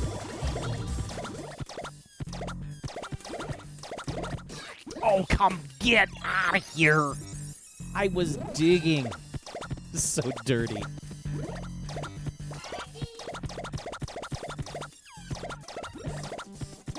There's nothing, it's very pure. It's a very pure game in the purest sense. No escape. No escape. Yeah, for the poor man, you can also play this on Mister as well. Absolutely worth checking out. Worth checking out. Mr. Driller Arcade. There you go. Okay, final game of the night. There's no more chonk here. Good to see everybody. You've been tuned into live and direct from the Pandemicade, my home little arcade here in Chicagoland. Let's see if... Nope, not home yet. Checking to see if the Divine Kelly is home. She is not. All right, last game of the night. Fun game. Something fun. We've been on Namco cuts. Namco all night long. And we're overdue. Last game of the night. Also, the Shmup of the Year 2022. Airbuster in the house. I'm sorry, Shmup of the Year 2021. 2021. Because last year was Metal Black. Metal Black. Remember that? Great Shmup series. Which is kind of rough. I'm trying to think about, like, what will this year's Shmup of the Year be? And that's been playing in my head because we sure have added quite a few shoot-'em-ups to the Pandemicade collection. Once again, there's that Mr. Driller rocking them Sony chips, right? Namco System 12, totally worth it. The serial number on this is just 43. Number 43. Or wait, there's more in the back here. Yeah. Not much to this game. Not much at all. But super fun to play. Love Mr. Driller. All right, here we go. Final game of the night. Airbuster. Another Namco Kaneko joint. Little disappointed. We did have a board go down horrifically this weekend, and I've been trying to recover it. And I don't know if it's repairable. My explosive breaker Kaneko board has decided to stop working. Like, it just doesn't want to boot. It's just giving me nothing but sprite error, and I've got it bumped. So yeah, there's gonna be some repairs going on around here. Some of these Kaneko boards and things like that I've been trying to get repaired. What's going on with the chomp? Keep chomping on something in there. Keeping busy. All right, Airbuster. Good final game of the night. We'll knock out this Mr. Driller here. Good times. I'm going to say Kaneko Namco. This is a Kaneko Namco joint. A lot of people don't know that. All the way from 1990 would love too. Just a super duper solid game. And I'm overdue for coming back to it, so we're gonna get it. We're gonna put it in here. Let me just clean up my borders and we'll get started. This won't take too long. So really glad to see everybody. Once again, my name is Joel, aka DJ Psycho M1. You're tuned into Live and Direct from the Pandemic Kit, where we use real arcade hardware and PCBs and have a massive, monstrous collection. You can look up that collection. I keep it updated. You do !point game list in the chat. You will see that. All right. There we go. Good old Airbuster. We're a little overdue for some Airbuster. You know what? It'll be like, speaking of Kaneko boards and, losing my explosive breaker recently, which is a super big bummer, super monstrous bummer. It'll be a sad day when I eventually have to get rid of this board. I love this game so much. Love it. Like, next to Splatterhouse, like, I don't know.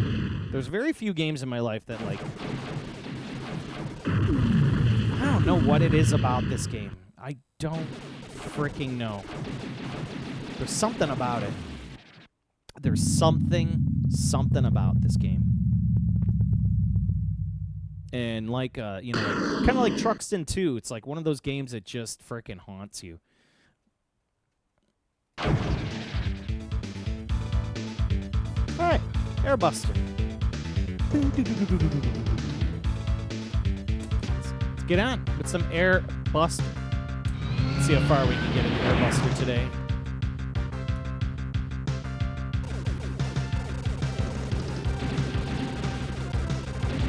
Good evening, Sick Jazz is in the house.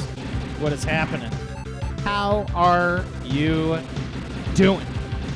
Good to see you. Hopefully you're staying out of trouble, Mr. Jazz.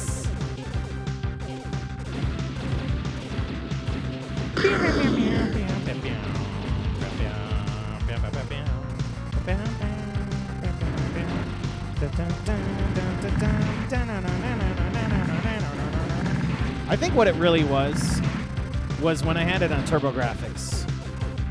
And one of the first times I played this game was at a McDonald's.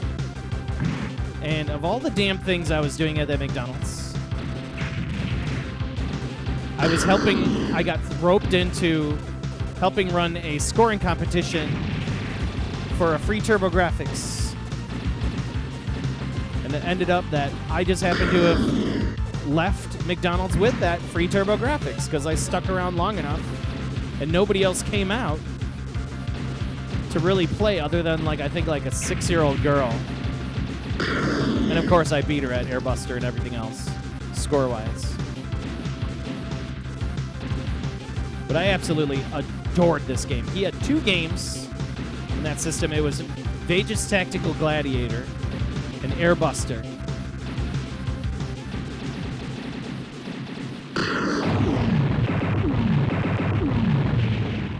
Oh, yeah. Only Galloping Ghost has this on the arcade floor. They do have this on the floor. They've had it. It was like one of their earliest games too. It's just such a solid shoot 'em up. Even the home ports are really great.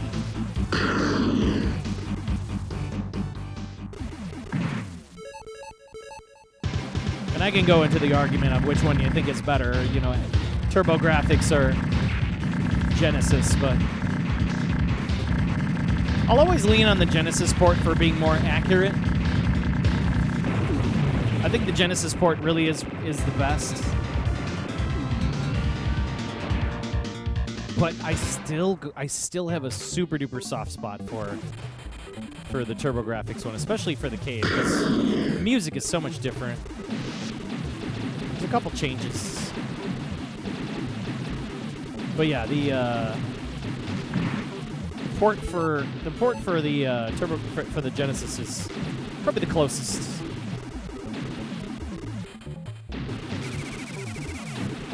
Plus, on top of it, it's named correctly. It's not Aero Blasters.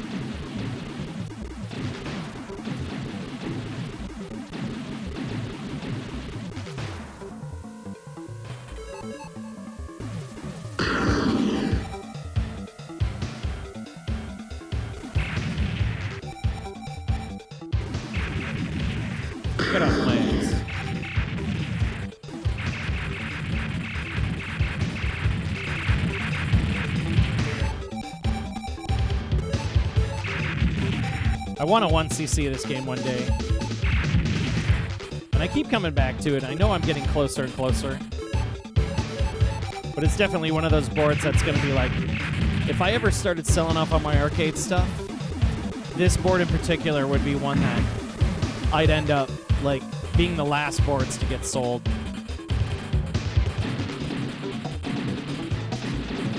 It's just so good.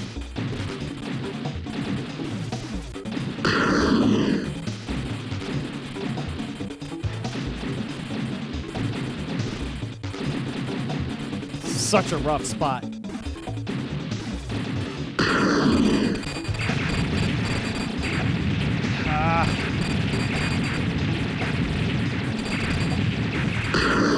Okay, why did that guy die?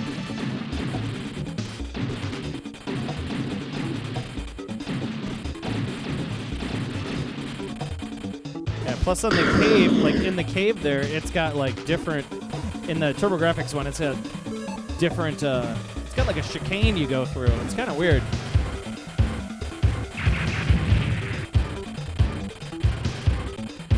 And when I was a kid in high school, I remember I used to draw ships like this game. Like, I draw different variants of the ships. I don't know, there's something about the spaceships in this game. I just like the design. Now.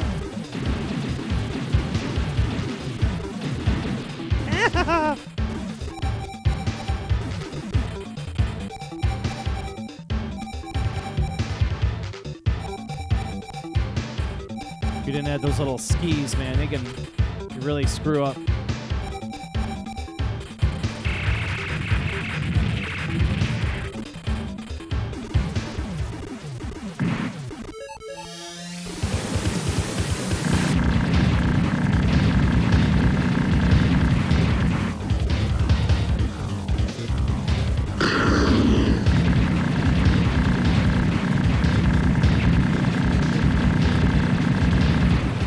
Goodbye. Mentioned the original game was also in a 68,000 chip. Knowing arcades, I remember watching a video comparing all 3 years of this, all three earlier this year. I want to seek out the board. You know what? I will never let this go. I just won't. I can't. There's too much history and love in this one, but I do see them go for time to time, and a good reasonable price for this game is about $500. And to me, that's a steal. Because this game is so freaking awesome.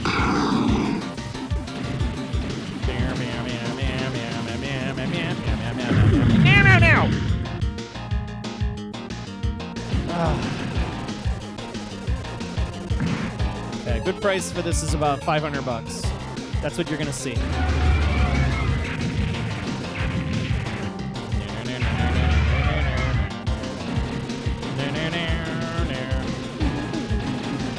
Let's crank it up.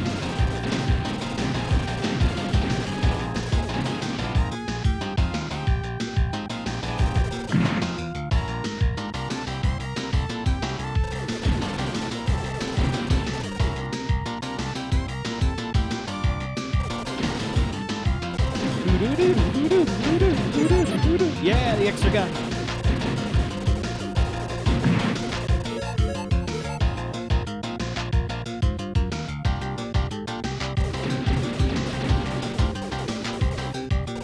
These guys must die right away.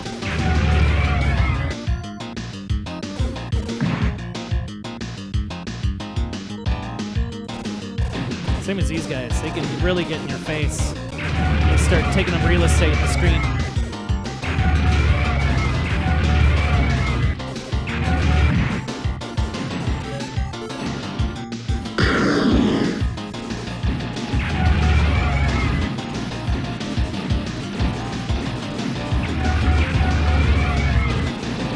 Ow, come on, man. I was shooting. Oh, brutal. Oh, brutal. No. Forget it. Forget it. Forget it. Forget it. No. Oh, get a quick kill on that boss. CPU 3 Z80 sound YM2203 sound chip Oki 6295 16-bit. Yeah, wrangling all three of them at the same time. It's very similar to a Sega Genesis. That's why I think it probably looks and operates better, like very well on the Genesis. Same style hardware.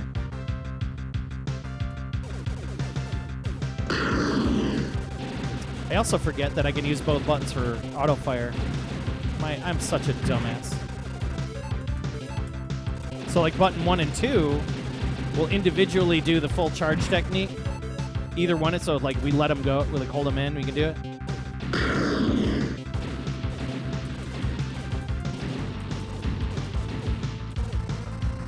Missed a chance. I always loved in like TurboGrafx when you can like have one button for like the charge technique, and then another one you could just use for like your auto fire, which is kind of cool.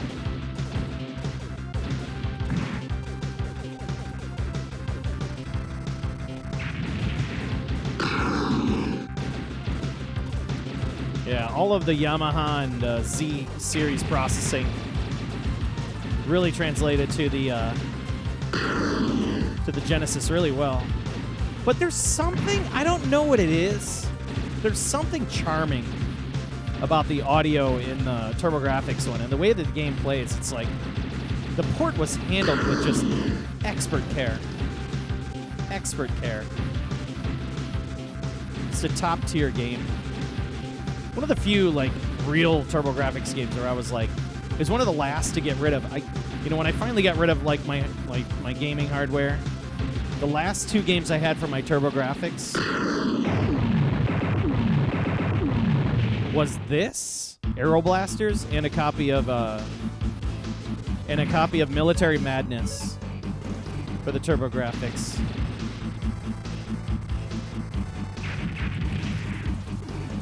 I just couldn't get rid of it. It's like one of those games you just can't get rid of. You don't like those games of like your favorite games of all time, like this is official. Always will come back to it. And sometimes I need to remind myself that this game still is in my collection sometimes. It's like, once you have so many boards and you start getting the Dodon Pockies and the Batsugans and all these... Oh, no way. I'm not dying here. No, I'm not dying against you. I never die here. Just die. No, I'm not gonna die there. I'm not dying there. But yeah, it's just one of those games I just couldn't get rid of. I just can't get rid of it. Even just this screen, like look at this pixelness. It's so colorful and it's just fast, and the weapon system's great. Like you got the bomb and then you can hold it on down, but like you only have so much time to use it, and then it has to have a cool off.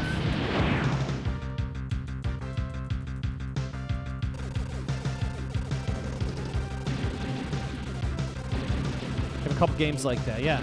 And no matter what, it's just like Splatterhouse. You're always going to come back to it. Like if you had your Dream Arcade with the only last games you would put in it, which I'm pretty close to. I mean, I could pretty much say I have a Dream Arcade. But if it came down to like what I would play in a desert island, this game would definitely be there. That's a great question. Like, what would you play if you had an arcade on a desert island and you're stuck there? What games would you take with you? What games could you have?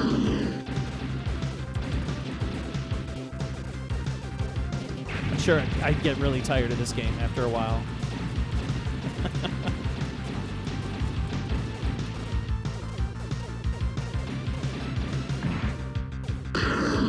You gotta use those bombs, man. You gotta use that charge.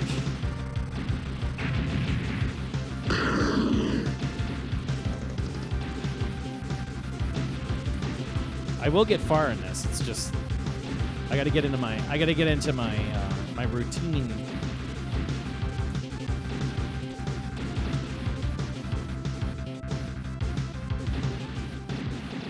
There we go. Whoop-whoop. Batsu guns for you. Border down. Yeah, there's just some games you just can't get rid of. You just can't. This is for me definitely one of them. I don't know what I don't know. It's just right.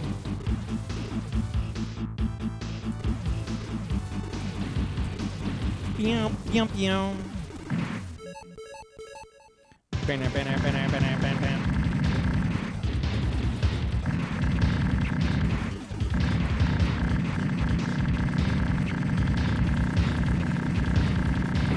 There you go.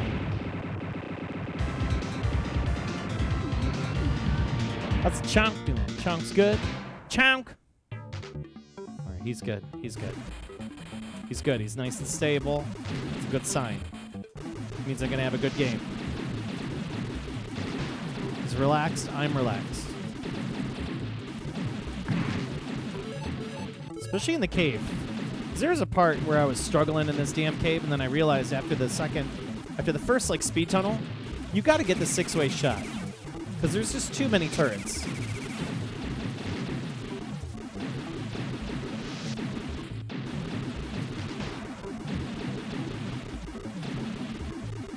There's too many turrets. Oh my God! G to the next level. Speaking of Free Play Florida, it's funny, I've been talking Free Play Florida tonight, and man, all the Free Play people are showing up. Good to see you, G. What is happening with you?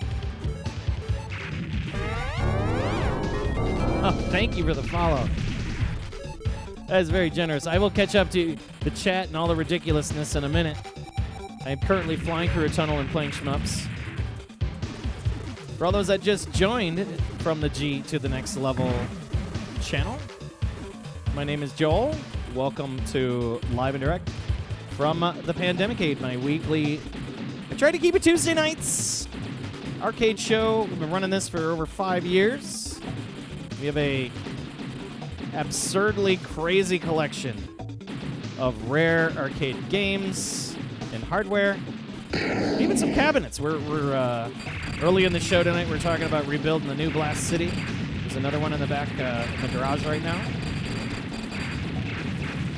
So G, I want to know what you've been playing.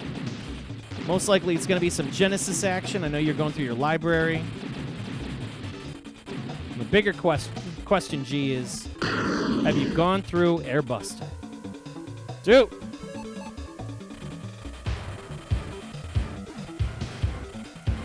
Yeah, man, this is a real Aeroblasters board.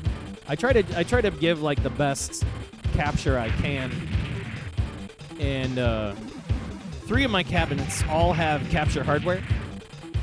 So the Blast City here and the new Astro City. So we have Tate and Yoko cabinets available for capture.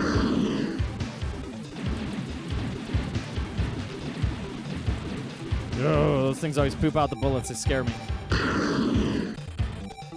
And then everything, of course, goes right to the internet in a high-end production workstation.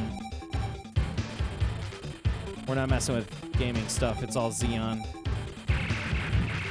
Speaking of which, I need to get more memory for the thing, now that I think about it. Let's kill this boss as fast as I can. No! No! Now we have to fix this. Sorry. All right, this is going to be rough. That was really rough. Ah!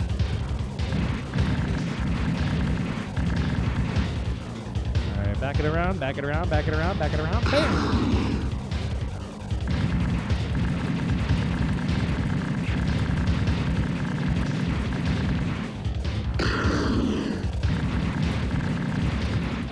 That is always rough. Like when you lose your power-ups and then you have to battle this thing, you got to use your charges, and you just gotta blast it out, baby.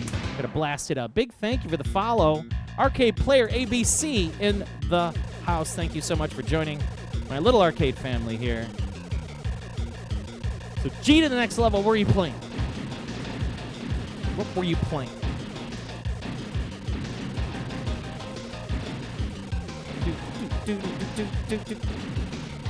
Give me some power-ups, baby. They were talking about the ports in this earlier today. I got some fun stories behind this game. It's kind of how I discovered it. Here I am trying to catch up to the chat, and I'm dying profusely. Of course, this is not our last. It's not our last run. We're gonna do probably one more run after I'm done with this. Yeah, I think one more run will be warranted, and then I gotta hit the sack. You're playing some new retro releases. Played the new. Ow, nice, dude. Gimmick and Slipstream on Switch. Killer.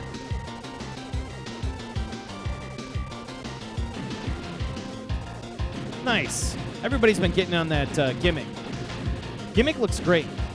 It reminds me, I remember seeing it in I saw the EXA release not too long ago, and it was pretty rad. So I'm kind of hoping it's they took a couple cues from that EXA release, maybe. I don't know if they did, but the game's definitely piqued my interest, to say the least. Let's turn this up.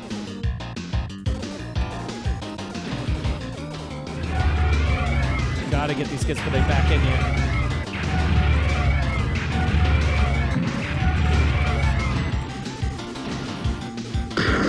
Ooh, get out of here.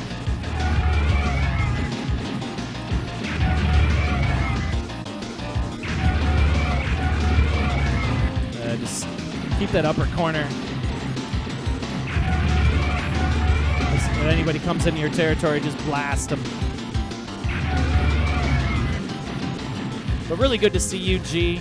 G is a wonderful man I met at Neon Retro Fests, and we did a thing together at the Neon Retro Fest, which was shit. No. This thing always gets me. You got to use that. Ooh.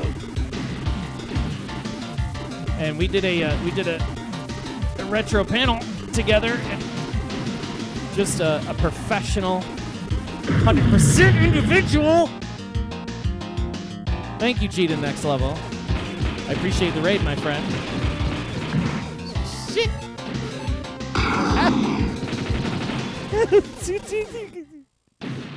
I got away with that one. All right. Now we get the multi-level marketing boss. MLM. Woo.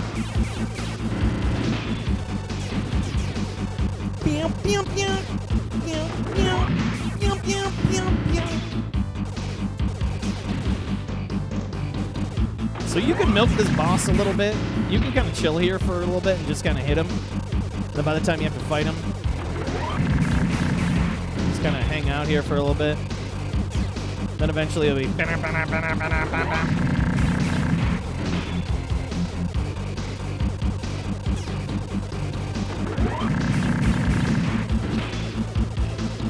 don't think I've ever beat him this way.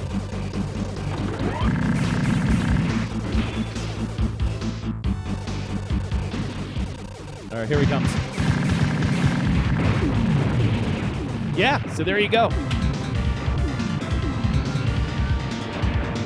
ABC German arcade lover, Bubble Bobble champion. What? You have a Bubble Bobble champion in the house? Yeah, let's crank this up.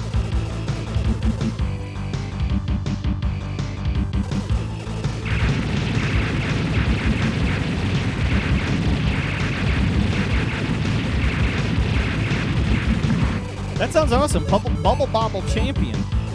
Well, hell yeah. It's always good to have people from all over the planet.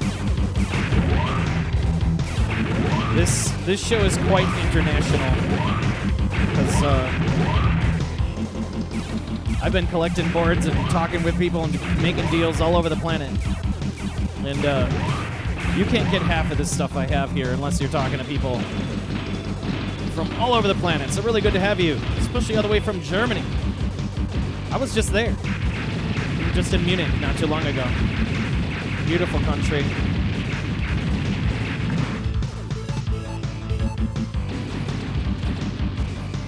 Had some of the most delicious Bavarian beer. We got Lederhosen. Oh my god.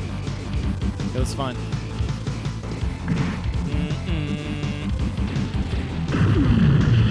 What's got me? That was hot trash. You already joined in for next year? Yeah, dude. Neon should be pretty cool. I had a blast doing the panel. Yeah, we were talking about Neo Retro Fest. See, you know, there must be something in the air because everybody's talking about Neon Retro Fest. In one of the boards that I ended up picking up, Mr. Driller. Remember we played Mr. Driller at the Neon Retro Fest? And so, yeah, I picked up a Mr. Driller, so we were playing that tonight. To all the people in the G to the Next Level chat, I just want to give everybody a hello. Welcome to my little private arcade here in Chicagoland. I have only 4 of the cabinets on right now, but we have quite a few in the house. I have a total of 10 and a rather large games collection here in this room. If you do an exclamation point game list, you can see my access to my list. And while we have other people here, stop on down at the YouTube, or if not, I need to change that to X, or give me a follow on Twitter. I'm always posting show updates, things that I find, stuff I'm working on, stuff like that. And then if you notice this big, lovable, furry pile right here, this right here is the Master Chonk. He's the Master Chonk, and he is log chonking it up today. There is another one here, the Chairman Chonk, but he's not making his showings. But all right, we got one more good run here of Airbuster. Then we're going to move on, and then I got to close the stream. So for all those that stopped on in, once again, stop on back. I would love to have you back. I do this every Tuesday from 7 p.m. Central, and I try to do Sunday streams in the mornings for all our European and overseas friends for my Arcade Cabs and Coffee streams. In the winter, you'll probably see me online a little bit more in the on the weekends. That's usually, just because it's always cold and we don't feel like going out. So my girlfriend and I occasionally play arcade games and stuff like that too. We always got guests. We're always bringing a new board, stuff I'm working on, prototype stuff, you name it. It's a very specific channel, very specific hobby-related channel here. I think it almost will, dare I say, probably one of the more expensive retro channels on Twitch. I mean, after seeing G to the Next Level's collection, though, he's up there. That Genesis collection, man. There's a guy. I'm gonna hang out with my buddy Chris soon, and we were talking at the last retro. We were talking at the last retro trade fair that he was gonna let me into his house. We're gonna have some steaks and talk games, and he's got himself a full Genesis collection as well. And I don't know too many people that have them. So it'll be really fascinating to see it all in its full glory. And he's got like weird ass like prototype stuff that I don't think even came out. Okay, this is not a good run. No. I don't die in the first level. No, we don't die in the first level. We don't die on the first level. Ever. We don't. Headed out for the night, Pass Blaster? All right. I'll get that, I'll get your Turbo Force. Probably shipped, I think, Monday. Because I want to play it one more time. I want to play Turbo Force one more time. So most likely I'll probably have it on this weekend. All right? Oh yeah, we got some gold up in here, man. We got some rare gold. All right, last run, I promise you. And then I gotta move on. Yeah, there's some crazy stuff in here. We have and I do like a PCB like lend program where I have a local arcade near me, and I've been running a cabinet for over 2 years. And that cabinet over there has like a... so if you've ever been to Prince Arcades in Bolingbrook, Illinois, we don't die in the first level. No. No. No. No. No. I'm not dying in this first level. Never. But anyways, if you go to Prince Arcades in Bolingbrook, Illinois, you can run into my feature game cabinet where I put each month a new game in the cabinet for people to play. This month is Riding Fight by Taito. And last month was Konami's Aliens. One of these days, I'm going to throw Airbuster in there. For whatever reason, this board did not want to sync to the monitor that's in that cabinet. So it's kind of disappointing because it's one of my more favorite shoot-'em-ups. Good stuff. Yeah, Riding Fight is super sick. Unexpected Taito deep cut. Another one of those games that never got released on home console. You know what I mean? What up, Hell Dog? What's happening? Seeing a lot of the regulars in the chat today.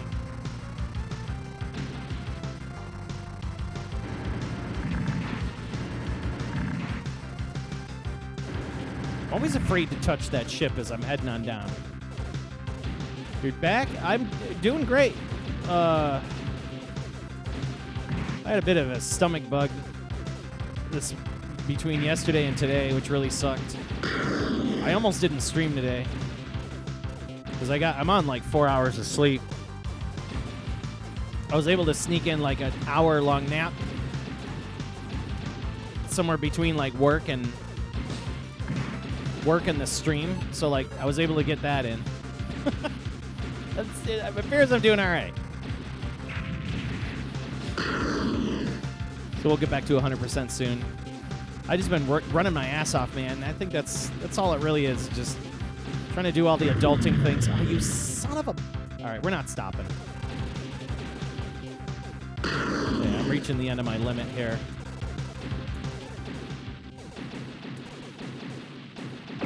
Just not having it today. My nose is running. You know a game is really good when your nose is running?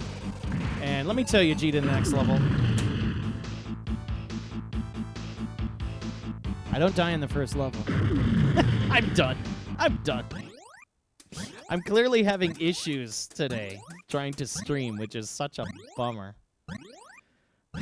Trying to play this game. Usually I can get to like level 5, like after you get through the space level, and then there's like that robot. All right, last time I'm not gonna go out like that. I'm not going out like this. I know it's 11 o'clock, but we ain't going out like this.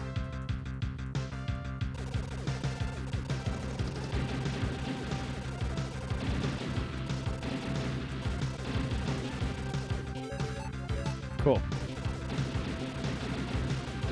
Yeah, play it. Give it a shot. Give it a rip. See what you think about it. I think you'd be pretty happy for it. It's a hard game for 1cc. It sure is.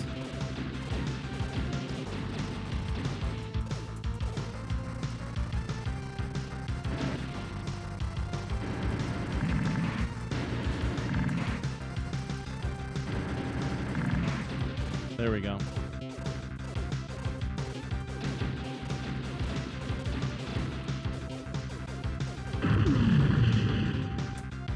Yeah, I'm not having it today. It's not happening today. It's not happening today.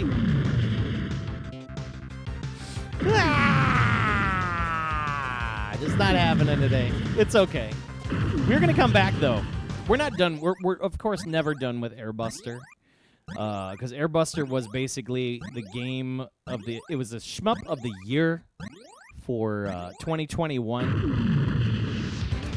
And for those that do know, I host a thing in December. I call it the December to Remember Shmup Event. The December to Remember Shmup Event is coming. And that's where we play shmups from all genres, and you name it. And we go through the entire collection and see what happens when we get it all together. And then we rank them. We rank them, and then like last year, we did something really cool where we had a fan vote And the fan vote was really awesome. Like, a lot of people like the fan vote for the December to Remember Shmup event. G to the Next Level says, you already love this game, just what version do you play is the question. Play the Genesis version. As I was saying to everybody in the chat earlier, like, the Genesis version is probably the most accurate. Especially considering, because, like, there were some conversations earlier in the chat about, like, what hardware this game runs on. The hardware does have 3 CPUs, and it's juggling a lot. Let's show you what this board does look like. Right? This is a Airbuster. And these do have very specific problems. And thankfully there's reproductions. But the first one, of course, is this custom right off of the JAMA Edge. That always blows up. And then worse is over here in this sound hardware. There's there's 2 capacitors in this module that's like in a resistor pack. It's stupid. But, yeah, I got this board from France a long time ago. I think I got it for a fresh total because it was dirty and it needed repair. So I think I got this board for like $250, and I got this for in like 2018, 2017, and I've never let it go since. It's just one of those games. No matter what, I just keep throwing it in and having a great time with it. So, and sometimes it'll stay in my Blast City for days. In fact, it's probably gonna stay in there for a couple days. But I'm gonna put Mr. Driller back in there. Chaz75 in the house. Thank you so much for the follow. I do appreciate you. So I will be back. Next week with something cool, something fresh. Most likely even this weekend. This Sunday, I like to do the Arcade Cabs and Coffee streams, which are nice and early. Again, today we were playing some really fun games. We had Xevious 3D plus G, which was cool. We had Mr. Driller. We had Dangerous Seed. We had even Tenkomori Shooting. We had some unique Namco titles tonight. So let's see who's online right now and who we can raid. So I always like to raid all of our other little small streamers and support the small streamers here because, of course, Retro is always the smallest group. Neon Arcade, I'm going to drop everybody with the Neon Arcade because for the fact that we've been talking about Neon all night, and Grant from Neon is just a wonderful gentleman who runs just a real awesome festival. The Neon Retro Fest next year, I think, is going to be top tier. We're hoping that around April or whenever the hell. I think he said April, Yeah. So, yeah, Airbuster is very dope. Go play it. Play Airbuster, So, yeah, 3D plus G to the next level. Check out the replay of the stream. There's always something cool going on. For those that are interested in seeing replays of all my shows, and you can see everything that I have on my shows, and you just want to binge on content, you can go to my YouTube, check that out there. Lastly, I do have a Discord. The Discord is a great place where you can continue the conversation for the show. If you're looking to get into retro gaming, arcade hardware, or even buy your own cabinet, there's some people that are always selling parts and boards and stuff in there. And it's just a great place to hang out. We keep the drama and the politics down and keep it fun. So feel free to stop in the Discord. And, of course, lastly, there's always the Twitter, X, and Twitter. I have to change that very soon. And that goes to my Twitter, which basically is a place where you can get a hold of me if you're just interested in seeing what I got going on. There's always something there. So it sounds like we're going to raid the Neon Arcade, which will be Grant. And I need to say thank you to everybody that has been so great. It's just been wonderful with all of the likes, the reshares, the subscriptions, the resubscribes, all that stuff. All of those little things help keep this show on the road, whether it's for helping with electric bills or helping me with parts and things like that. So your generosity is amazing, and I cannot thank all of you more for just tossing me a little cash. I never will ask for it, that's for sure. We do the show for free, so that's what I always say. But it's I do appreciate those people that do toss me the little bit of extra cash. It does help. So I need to say humongous thank you. And same thing with I need to reach out to my boy Dashno Chris soon. I guess we're gonna be running into him at the Galloping Ghost, and he sent me this box of beer, so I owe him some pizza. It's just I really cannot do the show And the reason why I continue to do the show is because of the fans. It's because of people like you who are interested in this awesome retro hardware, and I'm always happy to do a show and talk about it, or even help you get going as well.